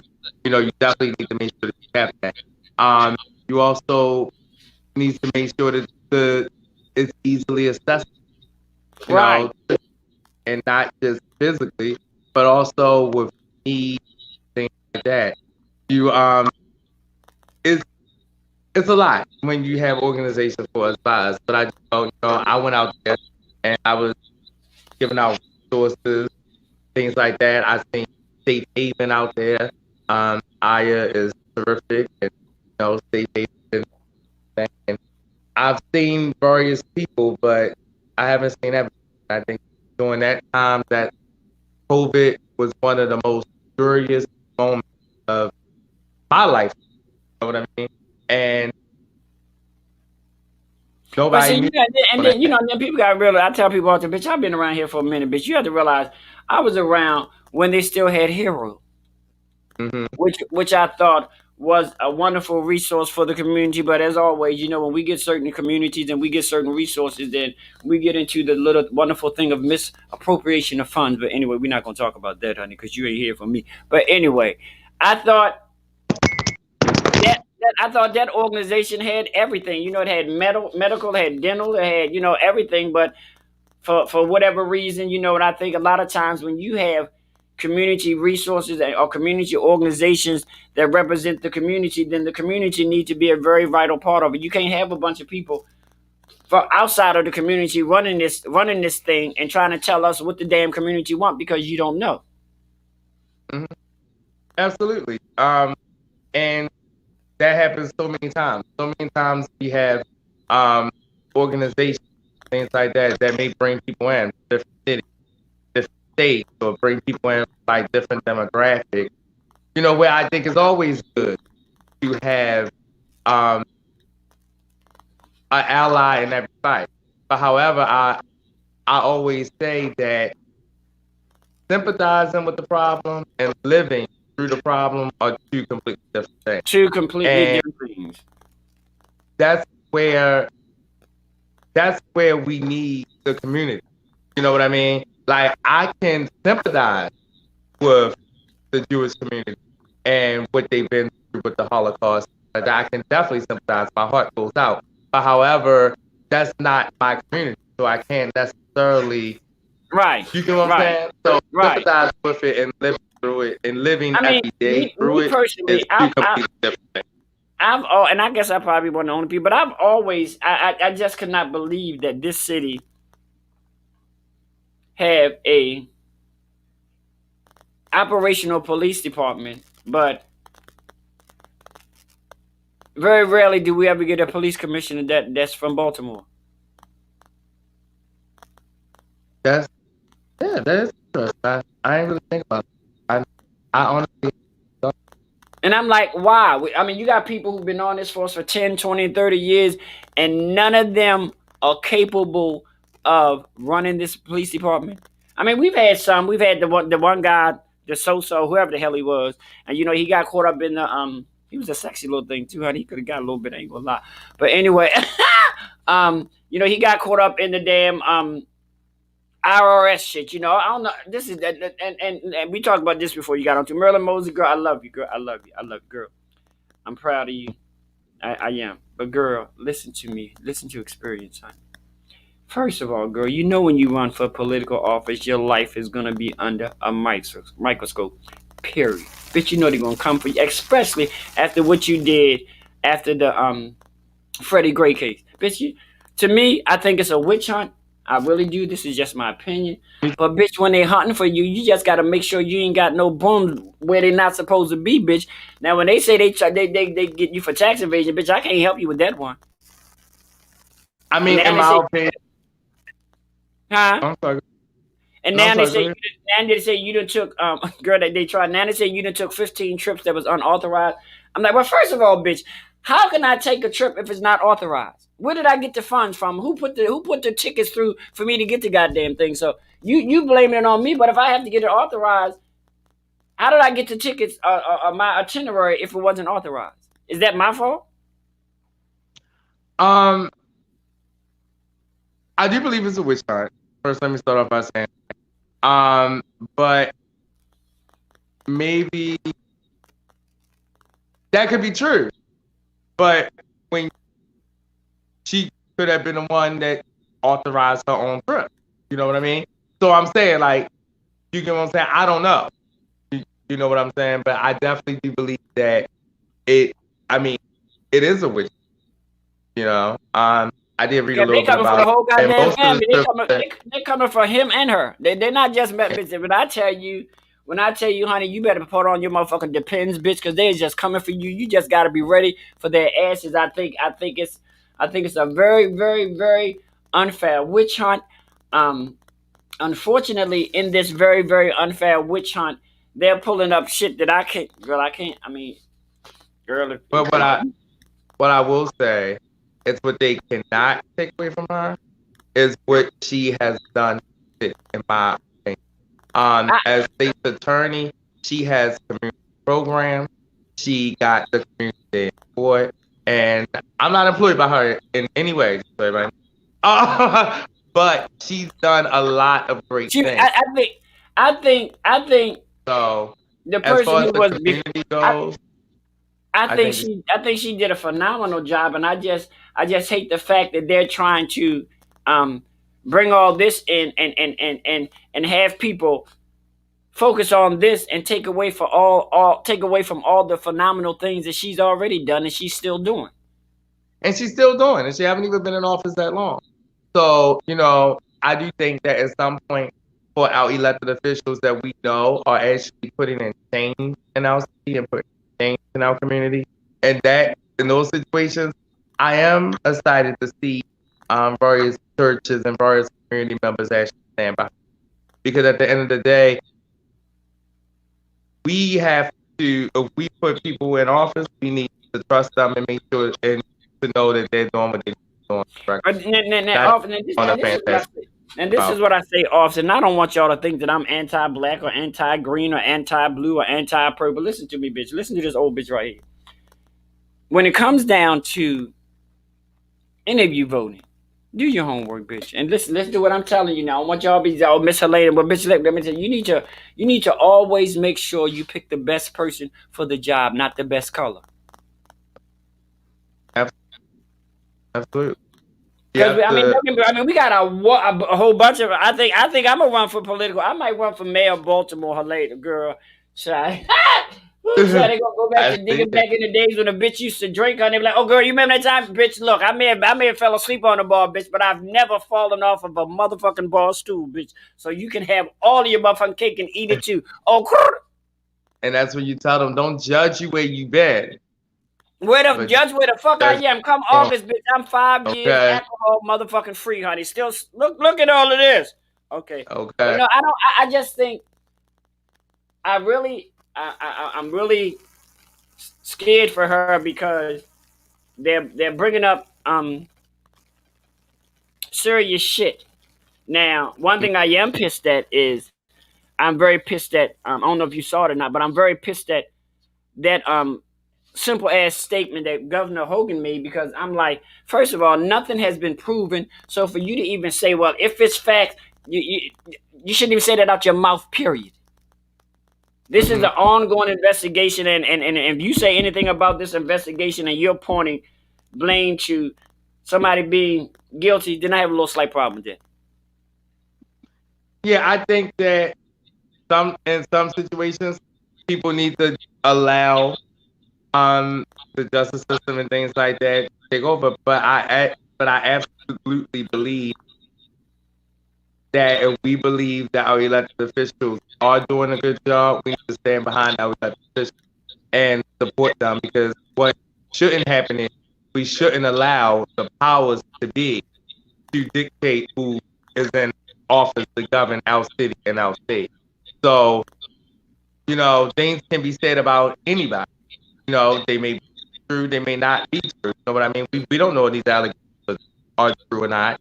But if they can't come up with the proper evidence, and if they can't really prove that the things he did were not right, and we shouldn't allow our elected officials to be forced to resign, someone else to be able to put in office. No, so I don't. We need to stand behind our elected officials more. Hey, baby, I think elected officials should realize that when you're talking to when you have another elected official that may be facing criminal charges, I think all elected officials should keep their damn mouth shut until they find fucking facts.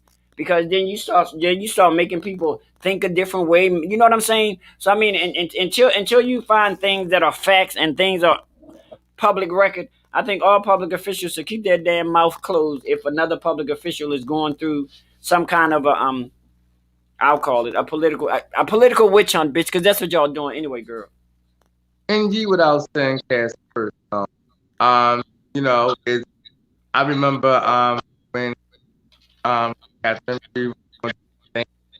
some people were speaking out, and then it came out a little while later that they took props. You know what I mean? So at the end of the day, it's like we do have a lot of it's been a lot of corruption in our city, our state, like that. That's been obvious. But however, we just need to know who we vote into office and trust them, trust out. Yeah, that, like my little brother said, fact finding are things we all need to consider. We do, because like I tell y'all, all my viewers, I tell y'all to look, but girl, let me tell you something, honey. I'm not telling you not to get the shot. I'm not telling you to get the shot. Only thing I'm telling you is to do your call your doctor, your primary care provider, and you do the information to find out what's best for you. Bitch, you can't find out what's best for me, bitch, because what you say or what you think is not gonna make me decide whether I'm gonna take the vaccine or not, bitch. This is all on me. Because at the end of the day, bitch, you're not. Oh, Helena ain't tell you take shit. Are you taking it? I have to ask my husband that. And I know you said, baby, I don't know how the fuck I'm gonna do that because I'm single. I don't even have a motherfucking husband. Okay. But if my doctor give me this last little bit of information that I need, then more than likely I probably will. I mean, But you know, my biggest thing is my biggest concern was I needed to find out in any way, shape, and form how this vaccine is going to counteract any goddamn medicine I'm already taking. well, I think it's a wonderful thing that the vaccine really works. You know, it helps protect us. We're able to You open know how back old up. I am, child. You young and you vibrant, honey. It's not going to affect you the same way it affect an old bitch like me, honey. No, but this is what I'm saying. This is the thing that really got me with the whole vaccine. Is that okay? I hope and pray the vaccine, and I hope and pray that the city and the state open back up. We can get back to this. That would be great. However, after that happens, I need some people to give me some serious answers because at this point, the only thing that we really supposed to have cures for is bacterial infection. It's never been a cure really or anything like that for virus really at all. No, it's You know what I not. mean? So if we're able to develop a vaccine after it took a mighty long time for us to even come up with a shot for the common cold, I would like to know where with all the money that went into like HIV research and treatment, trying to find a vaccine for years, over like 3 decades now. You know, how can this have been produced in less than a year, and we've been going on 3 years of the HIV epidemic, and like nothing was have been really produced? Because you know we gotta in the perfect world it'd be good, but you know what, honey? Children, listen to mother, honey. Listen to knowledge here, honey. Some things they're just not trying to find a vaccine or a cure for because they're gonna fuck with the That's pharmaceutical companies. Well, it's more money in treating than it Yeah, is in curing. But yeah. my point is that should let us as people know something. And that's what I'm saying. That should raise that thing in your mind. We all, like, if you had any doubt of the reason, this should really be a question. Yeah, I mean, look at it. I mean, we won't even go there with HIV per se. What about cancer? What about all the different forms of cancer that's been a part of our society for eons and years? So I sit there and think. I say, yeah, at the end of the day, their job is basically to allow you to live longer in this illness than what you would have lived 20 years ago, and still manage to make their money. Most people know, and I tell people all the time, bitch, let me tell you something. Certain medicines are not cheap at all. Period. Mm-hmm. You know what I'm saying? That's why you have a lot of ass seniors, and it's sad in this day and time, we still have a lot of ass seniors have to fucking consider, do I get my medicine or do I get something to eat? That's ridiculous. That should never even be an option to anybody in this country, especially seniors and veterans. I'm sorry. I definitely agree. For people who served our country, who worked their whole lives and things like that, those things should never be an issue. It should never be. Look, my thing is this: I think you look to the United States. I don't care if it's 4 years or 20 years. After everybody served their goddamn time in the military, bitch, the government, you should buy them a goddamn house. Period. Not give them no mortgage, bitch. You need to buy them a house because it's like you half-heartedly give them props when they're serving, but then when they retire, it's like fuck it. Mm-hmm. Mm-hmm. And that's, I mean, my sister, her wife is a retired veteran, and she said they went to the airport, they got treated so bad. I said, but then and then there's different aspects to that. You got treated like that because you was black. Then you got treated like that because you was a black lesbian. You got treated like that because you was a black lesbian that came out of the military. It's so many different fucking connections to this shit that is pitiful. Mm-hmm. Why are there? But there are at least some to be no cures for any of the major illnesses. Yeah, and you're right. I think, I mean, you have to realize one thing. As far as, and you know about politics, as far as lobbying is concerned, bitch, let me explain something to you. I don't care if it's the state level or the federal level. I can guarantee you they're going to have certain lobbyists that's always there. You have the gun lobbyists. They always going to be there. The NRA, they always going to have lobbyists there. You have people from the pharmaceutical companies that's always going to have lobbyists there doing what they do. You have people from the motherfucking oil companies that's always going to have lobbyists there. You have people from the fucking gas and electric companies. So my thing is, we need to counteract these lobbyists or get our own goddamn lobbyists to put a word in for us, because that's the way to go. Besides just having somebody in the office for you, you got to have that lobbyist like my little brother Mark. I think he's one of the best lobbyists going, Mark McLaren. But I'm like, but you know, I love Mark. Shout out to Mark. Right, Mark. You can't wear him out being the only one, because you know after a while, bitch, he gets kind of tired, and you like, now look, bitch. Mm-hmm. You know, so that's why I'm so proud of you, people like you coming up, being young and vibrant, and you remind me when I was about 20-something years old, honey. Ooh.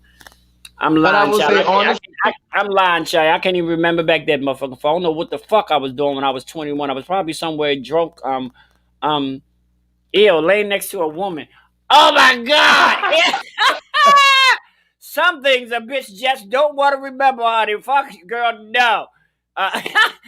He said that's sad too. You can serve for your country, and they will still care less about you on the U.S. soil. You are a hero whenever you serve, and can come home and still be called a nigger. 100% true. I mean, take for instance the guy in Minnesota who was in the car, stuck his hands all out the car, and you know he had his little army fatigue on, which don't mean nothing, because you know a bitch can wear army fatigue anytime. But still, I mean, he was in his full uniform, I believe, right? Yeah, he was in full uniform. Mm-hmm. And I'm like, y'all motherfuckers walked up to the car with your guns already out, so y'all walked up to the car trying to start some shit. And that's why I say, and I tell people all the time, and I'm telling you this to my nephew, and I haven't said it in a while. That's why I tell y'all all the time. Please, ma'am, please, sir, I don't care where you are, whether it's public transportation, the bus, the subway, please always be aware of your fucking surroundings. If you sitting outside at the bus stop, bitch, that's not the time to be on your goddamn phone, honey. Mm-hmm. You know, you got to prepare yourself. Even if you drive the car, you got to make sure you got that little bat next to this, or somebody's your girl. You got to be ready, bitch. Mm-hmm. And now it seems like they got more little girls carjacking motherfuckers than niggas. Mm-hmm. It's really sad. That's why I said once again, having more things for our kids to do. It's like, what is our young people at the end of the day? And y'all heard this on Hey Bitches Live. I know when this is over with and we be a little more freely, I'm get with my nephew. We're gonna collaborate on some things, because we need to get some things moving and shaking. And you know, y'all gotta realize we still got this midterm election coming up. You know, y'all so caught on voting every 4 years, bitch. We about ready to vote for some congressmen and some senators, bitch. Y'all better do your little Google and start looking people up, honey. Cause you know that shit that they did in Miss Atlanta, honey. They doing everything they can do to suppress this motherfucking vote. And that's why I tell y'all children, call to your local board of elections every other week and say, has there been any election law changes that I need to know about? Mm-hmm. You know, you can't wait until the 9th hour. You can't wait till the week of the election and decide, oh, well, let me go out here and register. We need to get on this shit now, because that shit that they doing in Atlanta, where as though they telling people that they're going to fine them if you give somebody water or something to eat while they're in line to vote. What kind of bullshit is that? I did hear that on the radio. And those are all forms of voter suppression. Right. That's if my 70 or 80-year-old grandmother sitting in line in the chair and bitch, she thirsty, I'm going to give her some water. Fuck you. What's wrong with Absolutely. you? But what's the point of doing that? Are they thinking that alters their voting mind? Like, I really don't understand what's the point. Their purpose for doing it is they're trying to throw wrenches in our tires to do things that make, you know, you may have a senior person say, well, you know, I can't go out unless I have my water with me because I don't know how long. It's things that they're going to do to make people think, well, if I can't do this, then I'm not going to vote. No, but I'm saying, what is the reason that they could possibly give to justify? Because Georgia is now a blue state and not a real red state. And you gotta realize Georgia has a fucking Republican governor. Yeah, but I'm just saying, how is these things even acceptable? Like How they it's even possible? mind-boggling to me. How can somebody it's just fine. come in? How can somebody just come in and just fucking say, because I'm a governor, I'm gonna just change the state constitution, I'm gonna just write in new fucking laws, and it is what it is, and everybody think it's okay? Yeah, that's mind-boggling to me. Like, at the end of the day, how does that, I can see maybe saying no food or drink in the building. You know what I Yes. mean? But Yes. if you're waiting in line, how can you tell me? Unless you have a sign from God that says no eating or drinking while you're outside, I don't see how you can possibly control that. I don't what I say. mean? And then look at it as a possibility of you may have some people that's sitting in line that need that because they may have to take their medicine and they can't take their medicine without food or something to drink. So you just Well, no, even without that, I'll be completely honest. When I voted this last time, it was with COVID going on, and me, my father, my mother, and my grandmother all went together to go vote.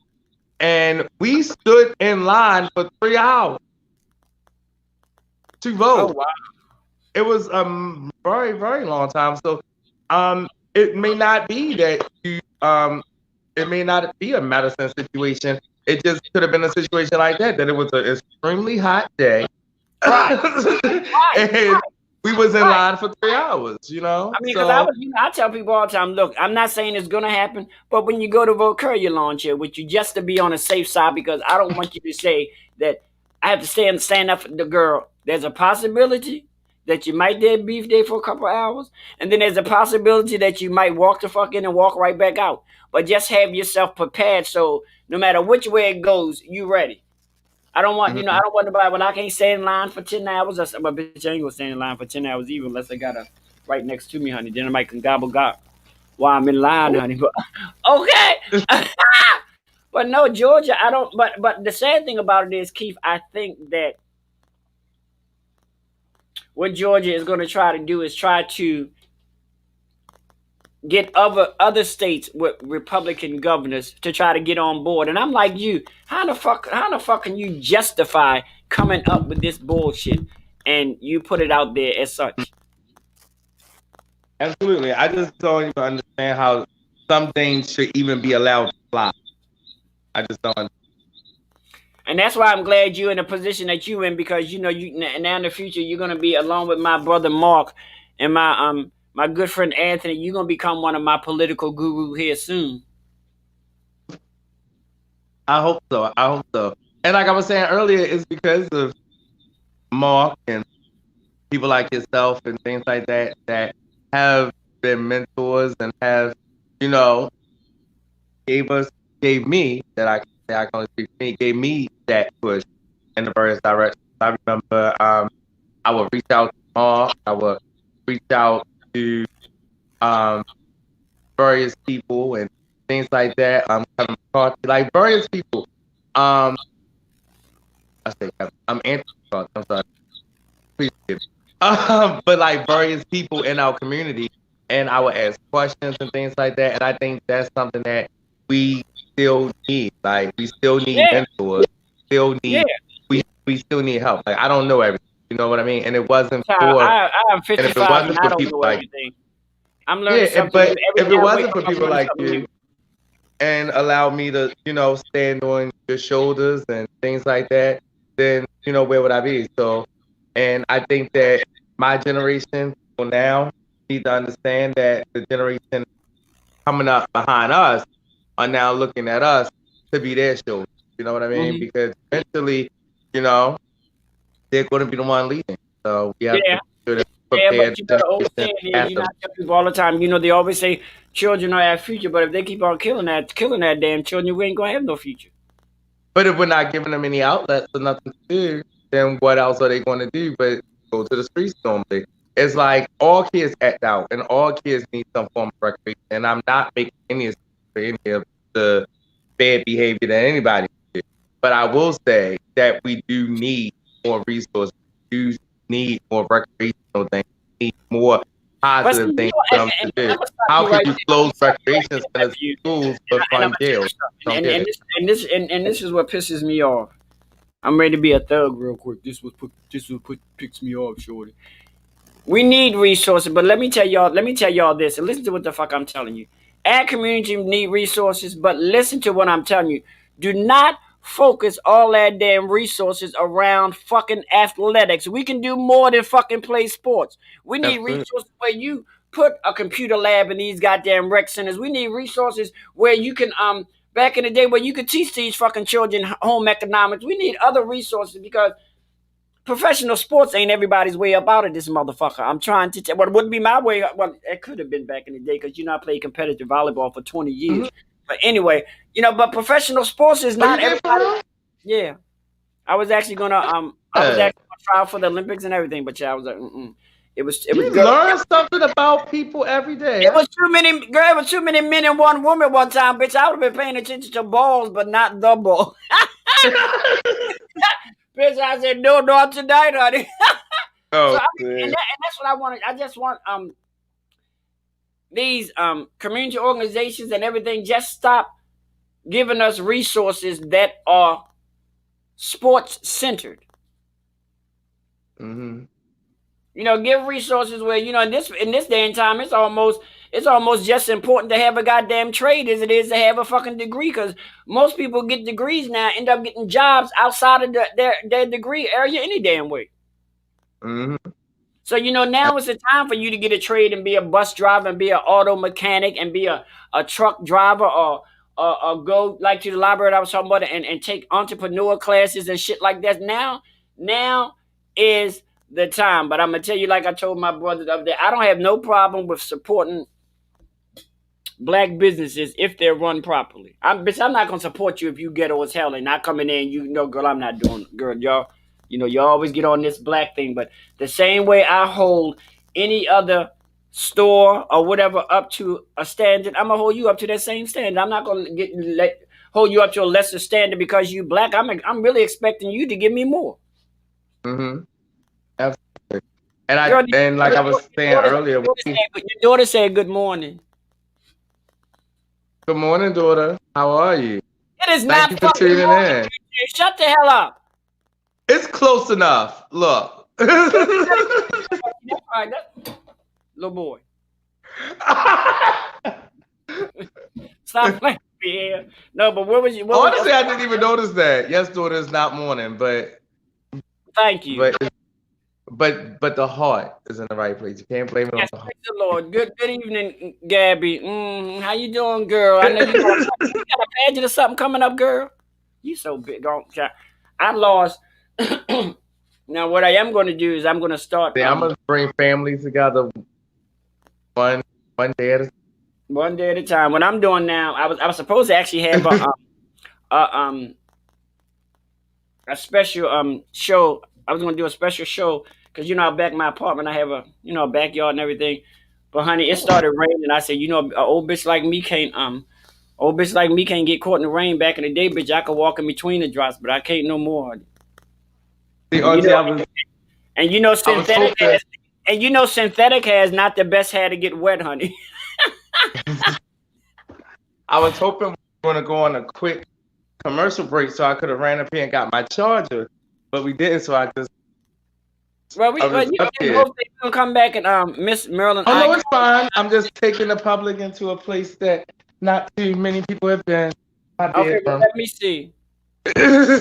Oh no, I gotta make up beds and stuff. I'm glad JoJo not on here because Joe. But I told JoJo you was coming on the show. She was like, "Oh, my husband." I said, "Child, shut the hell up. You live all the way." Oh, thank you. I don't know where yet tonight. What is confetti? Do you know what that is? Confetti? She said that's for the pageant that Sunday. I don't know what that is. I don't know. Girl, I don't know what that is. But how much your tickets? Wait a minute, girl. I ain't gonna lie. I might buy a ticket. I ain't gonna lie and say I'm gonna come and support, honey, because I hate going to places and you get up, you paid your money, you go up and then half these motherfuckers ain't got on masks, because then I'm gonna be feeling some type of way. No, honey. I may buy a ticket and support that way, honey, but I don't trust people like that, bitch. And Towson, But girl, you know. how can you really enforce masks at bars? Because at restaurants and stuff like that, you have to be able to take them down in order to eat, right? So I Yeah, guess you bar. can you can only enforce them if technically in a bar, as long as you're not drinking your drink, you're supposed to have your mask over your face. Yeah. But that You know, means that but, I mean, drinking is different. When you're eating, you can't say, you know, pull your mask up, pull your mask down. You know what I'm saying? But when you're drinking, yeah, because unless you're drinking continuously like that, then. But if you're drinking and put your drink down for a couple of seconds, then yeah, bitch, put your mask back up. true. Sabrina White is gonna be there. Okay, Miss. Okay, and girl, first of all, I don't, you know, no shade. I don't fuck with Towson like that. You know, I'm not one of them label whores like my nephew. You know, he fucks with Towson and go to all them. I don't do all that, child. I'm a rainbow bitch, honey. I'm a Joann's Fabric, honey. I have a best friend who works for Under Armour, honey. I get my Under Armour apparel from him, even down to my socks, bitch. I can't do all that, honey. See my Under Armour socks? I have a best friend who works for Under Armour, girl. I don't do no. Oh, I need some stuff. Tell them you have a nephew, you know. Bitch, your auntie don't know I everything. wear a medium shirt. Motherfuckers, honey, okay? Okay, 33 jean, please. And I know, and I'll tell you when we get offline. I know I can get some stuff from you, honey. Okay. Because my best friend that works at Under Armour, he already got a crush on you. Okay.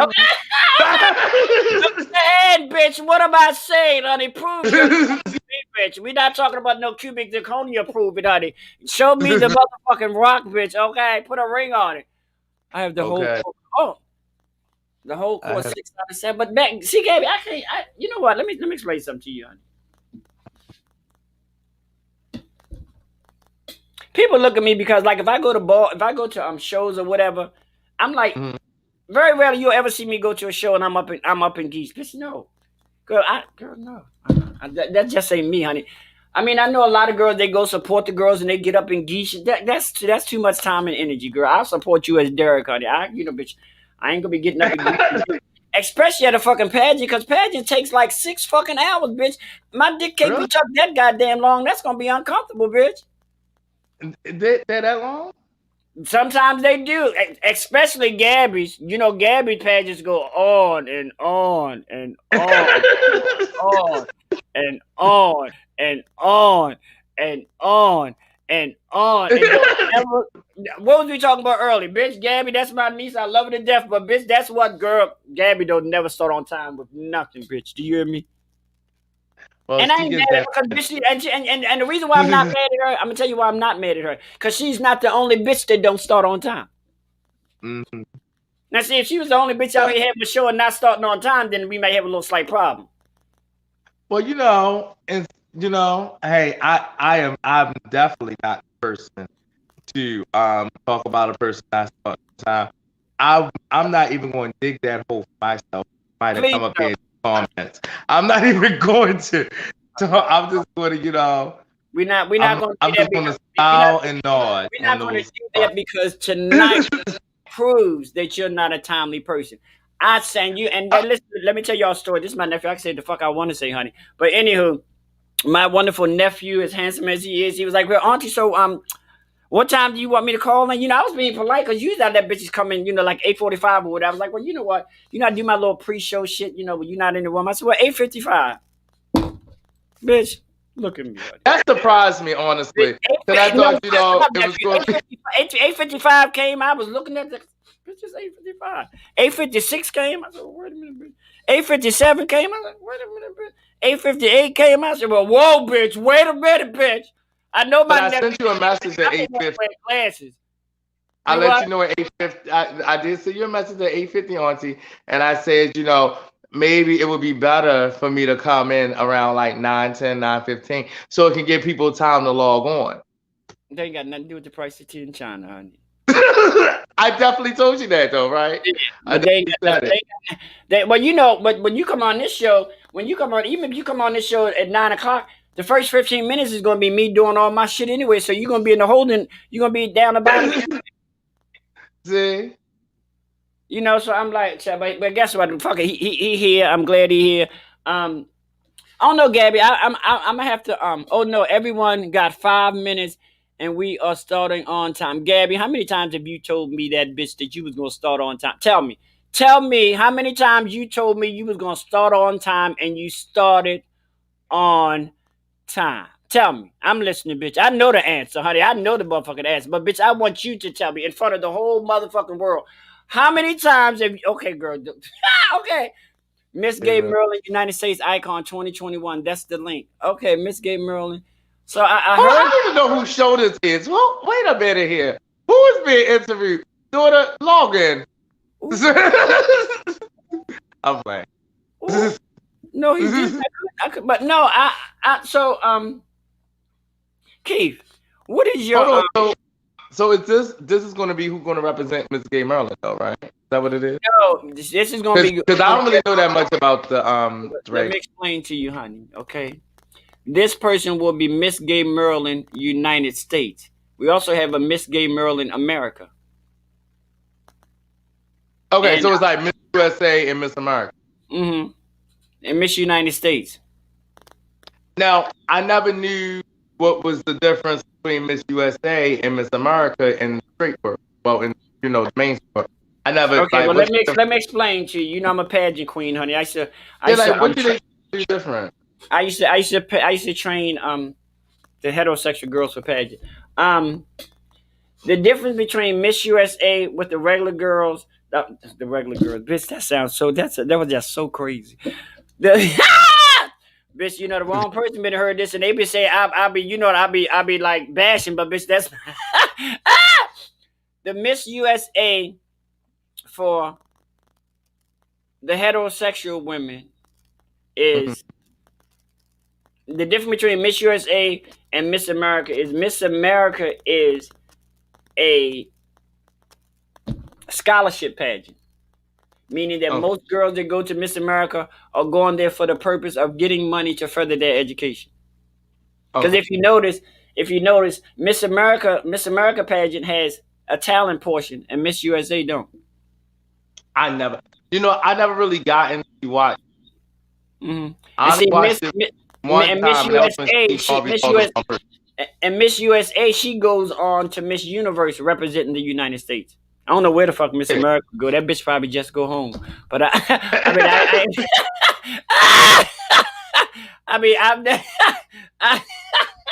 okay. But I've never seen Miss America have another pageant. But all Miss USA go on to represent the United States in Miss Universe. And we also have, I don't know how they do it, bitch, but we got somebody from America that goes on to represent the United States in the Miss World pageant. It's a whole bunch of shit going on in the heterosexual pageant world, because now they have now they're getting into their Mr. Americas in the heterosexual world. Getting males. I did hear about that.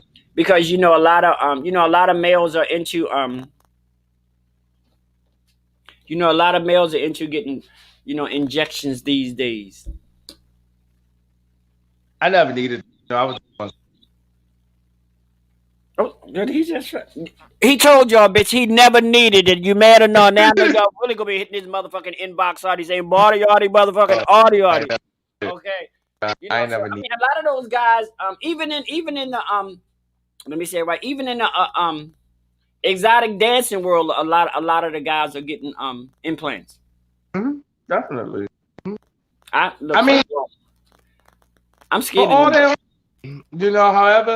you want to live, live it. I don't think at the end of the day, if it's something that you want to change about yourself and you have the ability to. Even let me correct myself. I love when you guys make sure I correct not all males. I'm not saying all males, honey. I'm sorry. Let me correct myself, because that's why I love my audience. Listen, some males in the pageant world, some males in erotic, some SOM motherfucking E. Okay.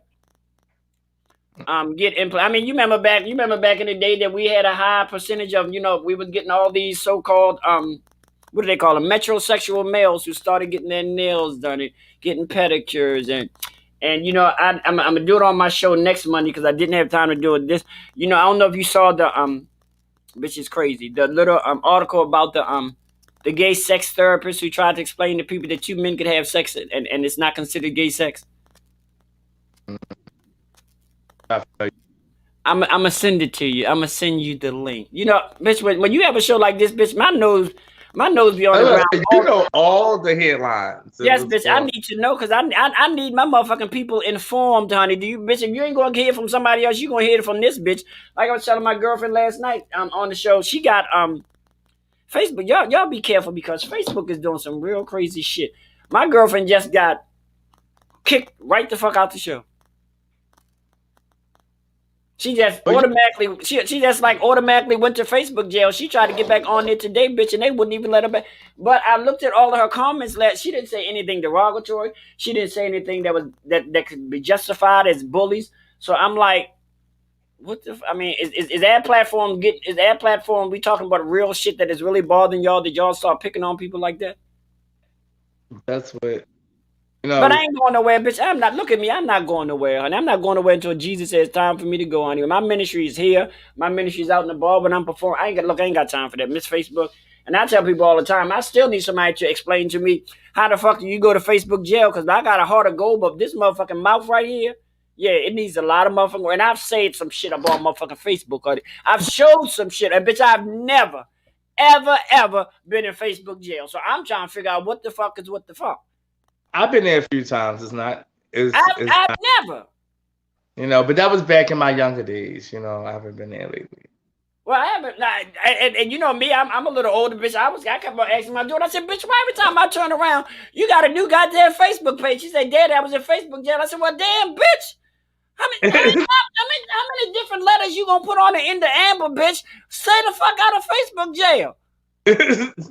Mm-hmm. I was like, girl, how many accounts you got? I got 5. I'm like, girl, you know what? That's too much. That's too much. How you get a new Facebook account because you went in jail, and then even in that motherfucker, when you get another, girl, you know, I do a lot of motherfucking things, and I'm trying to tell you, but no, I've never. And when was you in Facebook jail? What did you do? I need to know, girl. Ain't nobody telling me all this. I said it was back in my younger days, you know. You make it seem like you like 40, 50 years old. You still young, honey. I said something. No, but I'm saying now I don't see the benefit of arguing on social media. No. At first I did, you know, but now it's like, why am I arguing with a person on social media? Like, we could disagree. You could say your opinion, I could say my opinion, and that's fine. Because I don't have to understand or like your opinion to respect your opinion. You know what I mean? Right. So, but when we start going back and forth, you know, back in the day, I probably would have enjoyed that. But, you know, I probably would be like, let me tell this, you know, you know, but now I ain't got time. So I'm not. You know, we were on my show the other night because we do certain times on my shows. I can only talk about certain things because, you know, there's a better chance that the little ones, you know, I'm a firm believer that every once in a while a little child is gonna slip through the motherfucking crack and hear one of these hate bitches. But honey, I'm not responsible. I'm not. I tell you all the time, no motherfucking children allowed. Because if one of your goddamn children get on this show and one of your daughters walk into your room the other day and she say, "Mommy, what's giving head, bitch? Don't blame it on me. I told you not to let the children watch the show because we grown up in here. We say a whole bunch of shit up in here." Keith Ebony Hope, you running for office again, girl? You've been on the show 20 minutes. You missed that, girl. Go watch the yeah. But I can't say that question was for you. Yes, an announcement will be made very, very, very, very, very. I don't want to talk. My place because my nephew already told me. I thought you was interviewing. I said, "Oh, bitch, you didn't try me." No, my goddamn guess you did. I love Gabby. Yeah, I don't know what that I don't know. Gabby, I'm not gonna lie. I think that I'll probably support you by buying a ticket. I'm not gonna come. Cause I mean this let me tell you something. This pandemic, in my opinion, out of all the things that happen in this world, this pandemic has made a lot of people show up in their real authentic self. Do you hear what I'm saying to you?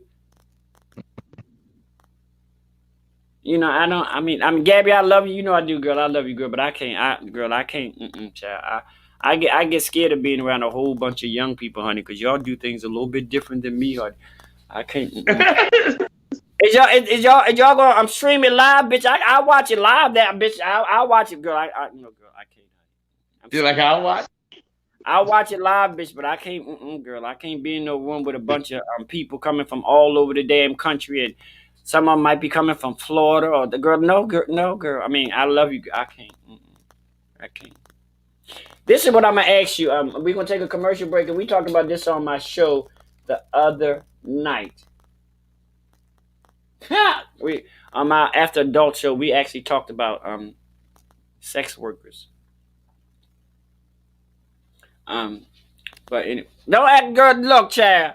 We talk about everything up on here. Don't what she said? Oh, he said don't come from my child. They be child. Ooh, you got all kinds of goddamn You know what? Let me go on commercial. Look, don't come up and knit.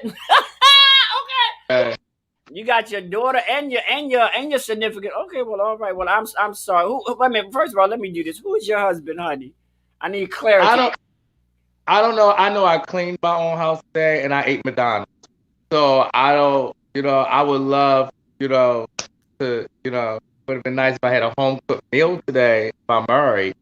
But child, well, you know what? It's a sad thing, bitch. I don't know how you married and ain't got no motherfucking home cooked meal, honey. Don't be claiming nobody your husband and you not doing your partnerly duties, honey. But I'm not one to gossip, honey. But you ain't got nothing nice to say, bitch. Sit by me. We can talk. Okay.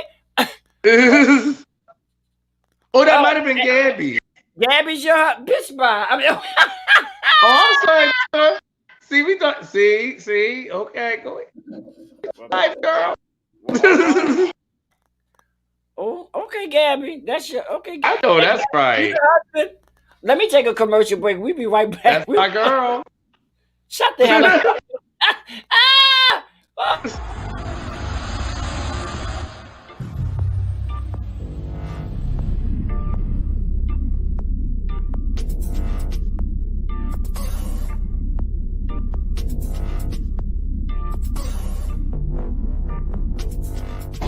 Come on down. Okay, black on. Get into it. Black on. Look at that David Ford right there. That's his style. Black on. He don't know Tom.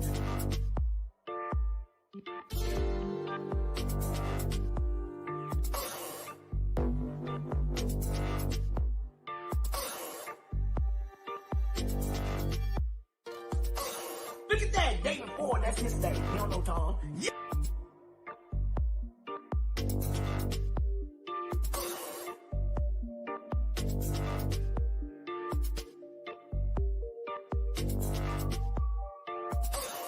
Yes. Oh, here we go. Oh, I can't see the demons. I can't see the demons, but I can see the light. We are creating black luxury across this country.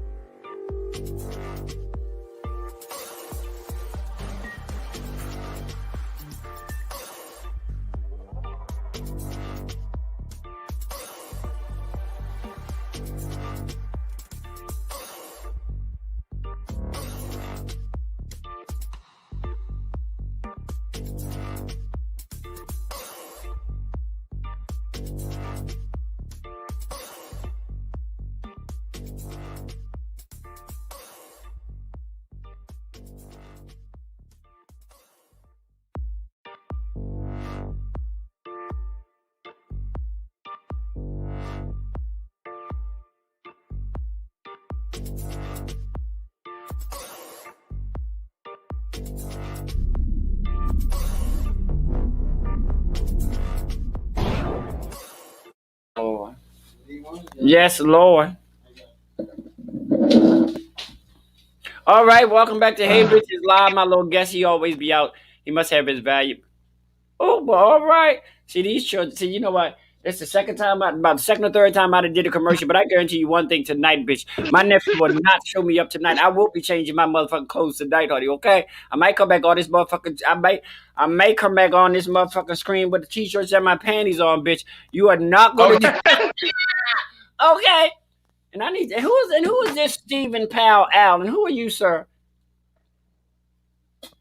I need to know what's I need to know what's going on, honey. Talk to me, honey. So I get so confused because you know what, Chad, I do get confused because people calling somebody their husband or whatever. I'm like, well, who are you? Are you the husband too, or are you the wife? I don't like to label people. Okay. Oh, Chad, please be quiet, child. Iman, please be quiet. Mm-mm. Now I know who you are, child. I'll fuck with you and your wife, honey. It's not that serious, honey. Okay. So So I found out through the grapevine that you are officially single. Are you officially single or are you just single? For me? No, not me, you. Oh. I am. Are you seeking or are you just taking your time and just not, If it happens, it happens, but you're not looking. Yeah, like I'm doing something different. Like I'm a very relationship oriented person. Like my mother and father, they were married for like 40 years. My grandmother, my grandfather was married. So the day my grandfather died. My great grandmother, my great grandfather, they were married, they died. So I definitely came from seeing long lasting relationships, you know what I'm saying? Right. And that really made me a kind of person that really cherished. So I'm doing something a little different. At first I would be like, oh my God, I need a man. But no. I think it's good to get to know people, to take your time and things like that. Because if you can move on from a relationship so easily, then maybe you didn't love the last. You know what I'm saying? So you got to take time to make sure you're healed and make sure one door is closed, open another. Make sure that you can give the person that you're going to be dating your all and things like that. That takes time. I'm not looking. Oh, well, anyway, your daughter said, I am watching. I'm the daughter that do. She doing your background checks, honey. Oh, okay. But like Tyra Banks, final decision, fine. You know. So what is I like to get personal because I don't need you to get personal with you. Y'all gotta excuse me. I gotta just make sure my dress is feasible. So what do you look for in a partner? I feel like Wendy Williams. I feel like Wendy Williams. I need some bigger titties though. Okay. Honestly, it's more so the smaller things for me. Like, I'm a hopeless romantic, so it don't take much. Just show me that you care, be romantic, be caring. Like, it's not all about what you can do, like monetary or financially. It's more so about what you're willing if it to ain't about what you do can do. Look, child, I can't be with no broke nigga because I'm broke, bitch. That wouldn't be that wouldn't look good for the home team, bitch. We fighting over money. I'm sorry. No, but you should definitely be a go-getter. You get what I'm saying? You should definitely be a go-getter. But I'm saying, like, you meet some people, especially in various fields, and they may think like that can get you. No, I don't need you. And then when I would love your love. I look at you and I'm like, but first of all, anybody, this is just my opinion. Okay. First of all, anybody that dates you will have to be a strong-willed person because you're a very, very busy person. You're on the go. You have you have things that are part of your life. And that's one of the things for me. I guess one of the reasons why I'm not really worried about the dating thing because I'm not battling with nobody over this side of me. Mm-hmm. You know what I'm saying? I have guys, I'll date Derek, but I can't date. Well, Burke, but bitch, if you date Derek, you're always going to date Derek. You never date Helena. Helena don't go on dates. Helena don't do that. Helena's here for this and that. No, bitch, I'm not doing all that. Or I have guys say, well, I'll date Helena, but I won't date Derek. Well, bitch, you're going to be in trouble. Because you're going to So if you did meet, okay, now I'm about to get personal. So if you did meet a guy who may be into Helena, would you allow him to meet her? That's $1 million question, honey. And normally I wouldn't. Why not? Because I don't want them to start thinking that you can even contemplate beginning to see Helena on a regular because it would never happen. Why not? It wouldn't. Cause me personally, I don't want nobody to fall in love with Helena. I want somebody to fall in love with Derek. But aren't they the same person? Yeah, they are. But I want somebody to fall in love with Derek, knowing that Helena is an extension of Derek. I don't want nobody falling in love with Helena. Then these bitches expect me to kill Derek because Derek ain't going no motherfucking way. Or every time we see each other, we always got to see each other, and I have to be Helena. That's not in the cards for me. Period. I mean, but technically they're the same person. I mean, but I definitely get what you're saying. But I'm just saying, you know, there are people that we are one in the same. We are one in the same. But people are falling in love. People are falling in love with the Helena aspect of me, which I have no problem. And I tell them, you know what? Check this out. You can see, and which I don't do. I learned this a long time ago, bitch. I've learned not to take no significant others to nobody's goddamn show. Do you hear what I'm saying to you, bitch? You heard what I'm saying to you? Girl, that's not cute. Them motherfucking vultures will come around. girl, you get home and you got all these motherfucking inboxes to his motherfucking. I'm like, girl, what? Bitch, you don't even know him. How's you inbox? No. That's something that I've always hated. That's something I always hated. Like, a person will inbox you or they'll hit you up and they be like, you know, I'm really interested to get to know you, and then you be like, all right, that's fine, you know, whatever. Like, you may be willing to meet the person, and then it'd be like, yeah, are you going to this ball? First of all, I refuse for my first date to be at a ball. Like, it's one thing if we there, that's one thing. But I don't want us to plan to meet the first time at a ball. Like, no. I mean, that's just like with me. If I you know what I'm saying? And they know about about the Helena side of me. Now, if you come to a show and we meet up that way, then that's one thing. But you're not gonna say, "Oh, well, at first date, we'll have our first date at your show." I'll just see you at the ball. That's not no date for me because bitch, I'm working. Yeah, like, call me when you get there. No, I'm not calling you when I get there because you could have took me out to dinner before we got here. I'm not about to like no. No, I'm like that too. But no, I've never I know years ago, I was dating a guy and he never knew nothing about Helena. Really? No, bitch, until we was walking down the motherfucking street one day, and you know how to cheering her, bitch. I'm walking down the street and my dad get up and this motherfucker say, Helena, I'm walking, and my partner's like, I think that guy calling you. I said, no, you're not calling me. I'll take it. Then the motherfucker ran up on me. Helena, did you hear me calling you? I said, ain't this a bitch? You couldn't get the hint. That's how I was. My partner wasn't walking fast enough, bitch. That wasn't a problem. I'm at the point in my life that I'm not actively looking for anybody, but if somebody comes along, fine. Yeah, I think that's a good way to be. You don't want to look because when you look, that's when normally you pick up anything, you know. But you never want to be closed because you never know what God about to send. Like, you're always gonna be open for a blessing. Yeah. I've in this life. Everybody might not know it, but I had a 10-year civil union with a guy. Blah blah. Oh wow. Yeah, we was together for 10 years, girl. Girl. I've never, since I came into this life, I've never been in a relationship with anybody under 2 years. Oh really? Yeah. The longest relationship I ever had was my last.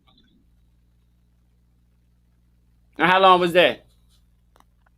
It was 2 years. All right, work it out, honey. That's something to look forward to. You know, you young, y'all usually don't do long-term relationships, but 2 years is a long motherfucking time, honey. I'm trying to tell you. It feel like 20 in gay years. Let me tell you. It do. Like and then I'm gonna tell y'all something. Y'all bitches, look, don't play with me here, anywho. Because you know,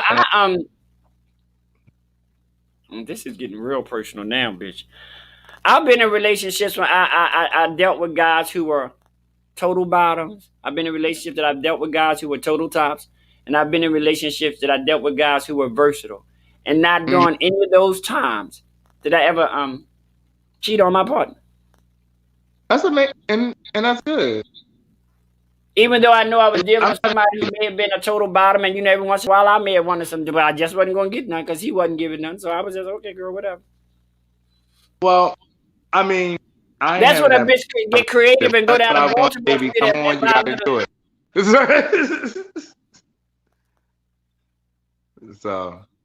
So no, I don't. I mean, I just, as far as relationships are concerned, I'm beyond that thing where everybody's just trying to put in that little community that we can't have long term relationships because we got to shut the fuck up. Mhm.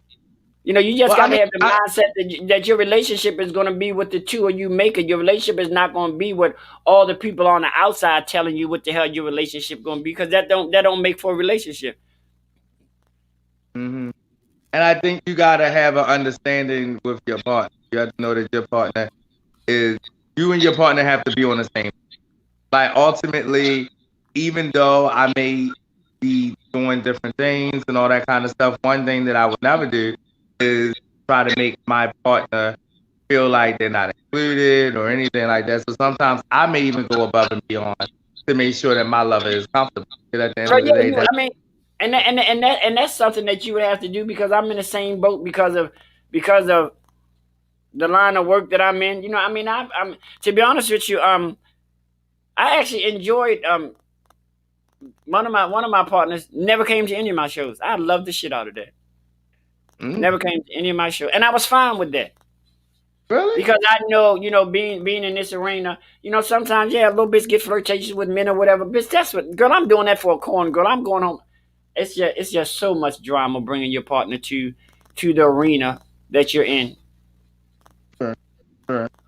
And then Keith, they say you look, but yeah, we're gonna that's my nephew, Mr. Keith Ebony Hope. We're gonna get ready to get I off. am. But you know what? But my And aunt got me on here, and I'm hanging on. I'm hanging on.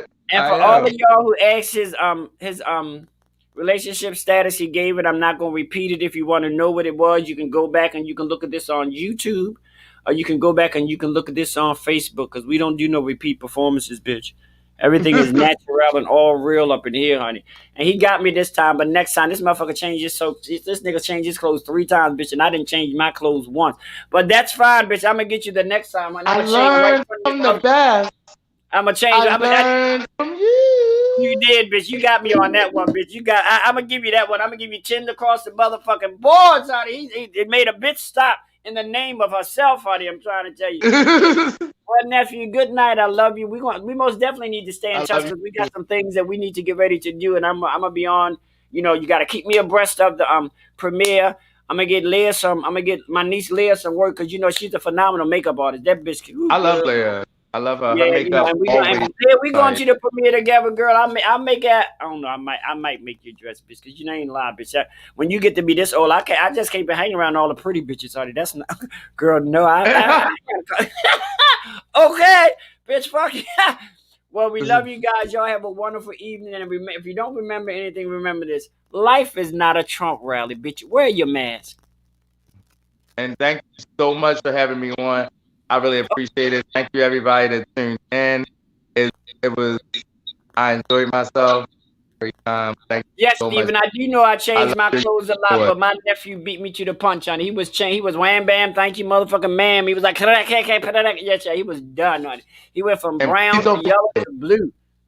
And please don't forget, Into the Light, the Merlin Film Festival. It will be coming up in May, I believe, 19th. So please make sure the information is going to be out, flyers and stuff like that. Yeah, please make sure, because once you get the flyer, website. I'll be able to put it on my all of my platforms. Cool. Please, we definitely need to support. Thank you, and Y'all remember support this? so much. It is called Into the Light, the Merlin Film Festival. So if y'all go and look up the Merlin Film Festival, I'm quite sure that you'll see the show on its itinerary. So y'all go do that. We want to. Hopefully, the premiere will be in person. It's a possibility that it may be virtual, but even if it is, bitch, we're gonna support in any way we can, because this is something important for us as a community. Is something important and positive that's happened in Baltimore, other than our brothers and sisters getting killed every day. So you guys come and say, and for all of you, and Jojo, I'm so sorry. I know you're gonna go back and watch this, because you said Keith is your husband, but you missed it this time, honey. We love you guys. Y'all have a good evening and be good. And remember, I love you and God do too. I don't know why, but God loves you too, baby. Good night.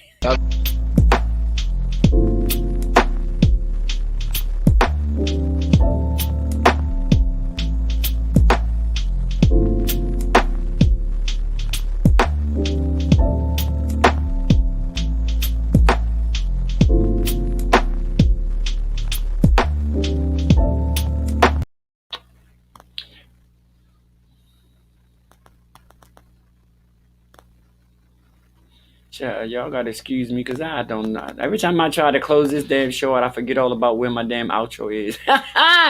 Okay. Well, y'all, good night. I love you guys. Thank you so much for stopping by. We'll see you next Monday at 9 o'clock for Hey Bitches Live with your girl, Helena Hologram. I'm so glad. I'm grateful to my co-host, my guest for this evening, Mr. Keith Ebony Holt. Remember, go into the Maryland Film Festival and look at Into the Light. This is a wonderful documentary that they did here in Baltimore, Maryland. You guys go check it out. We want to make sure that even if we're not blessed to be able to do the film festival and the premiere in person, we want to support him virtually as well. Okay, so Into the Light at the Maryland Film Festival. Good night, y'all. Peace.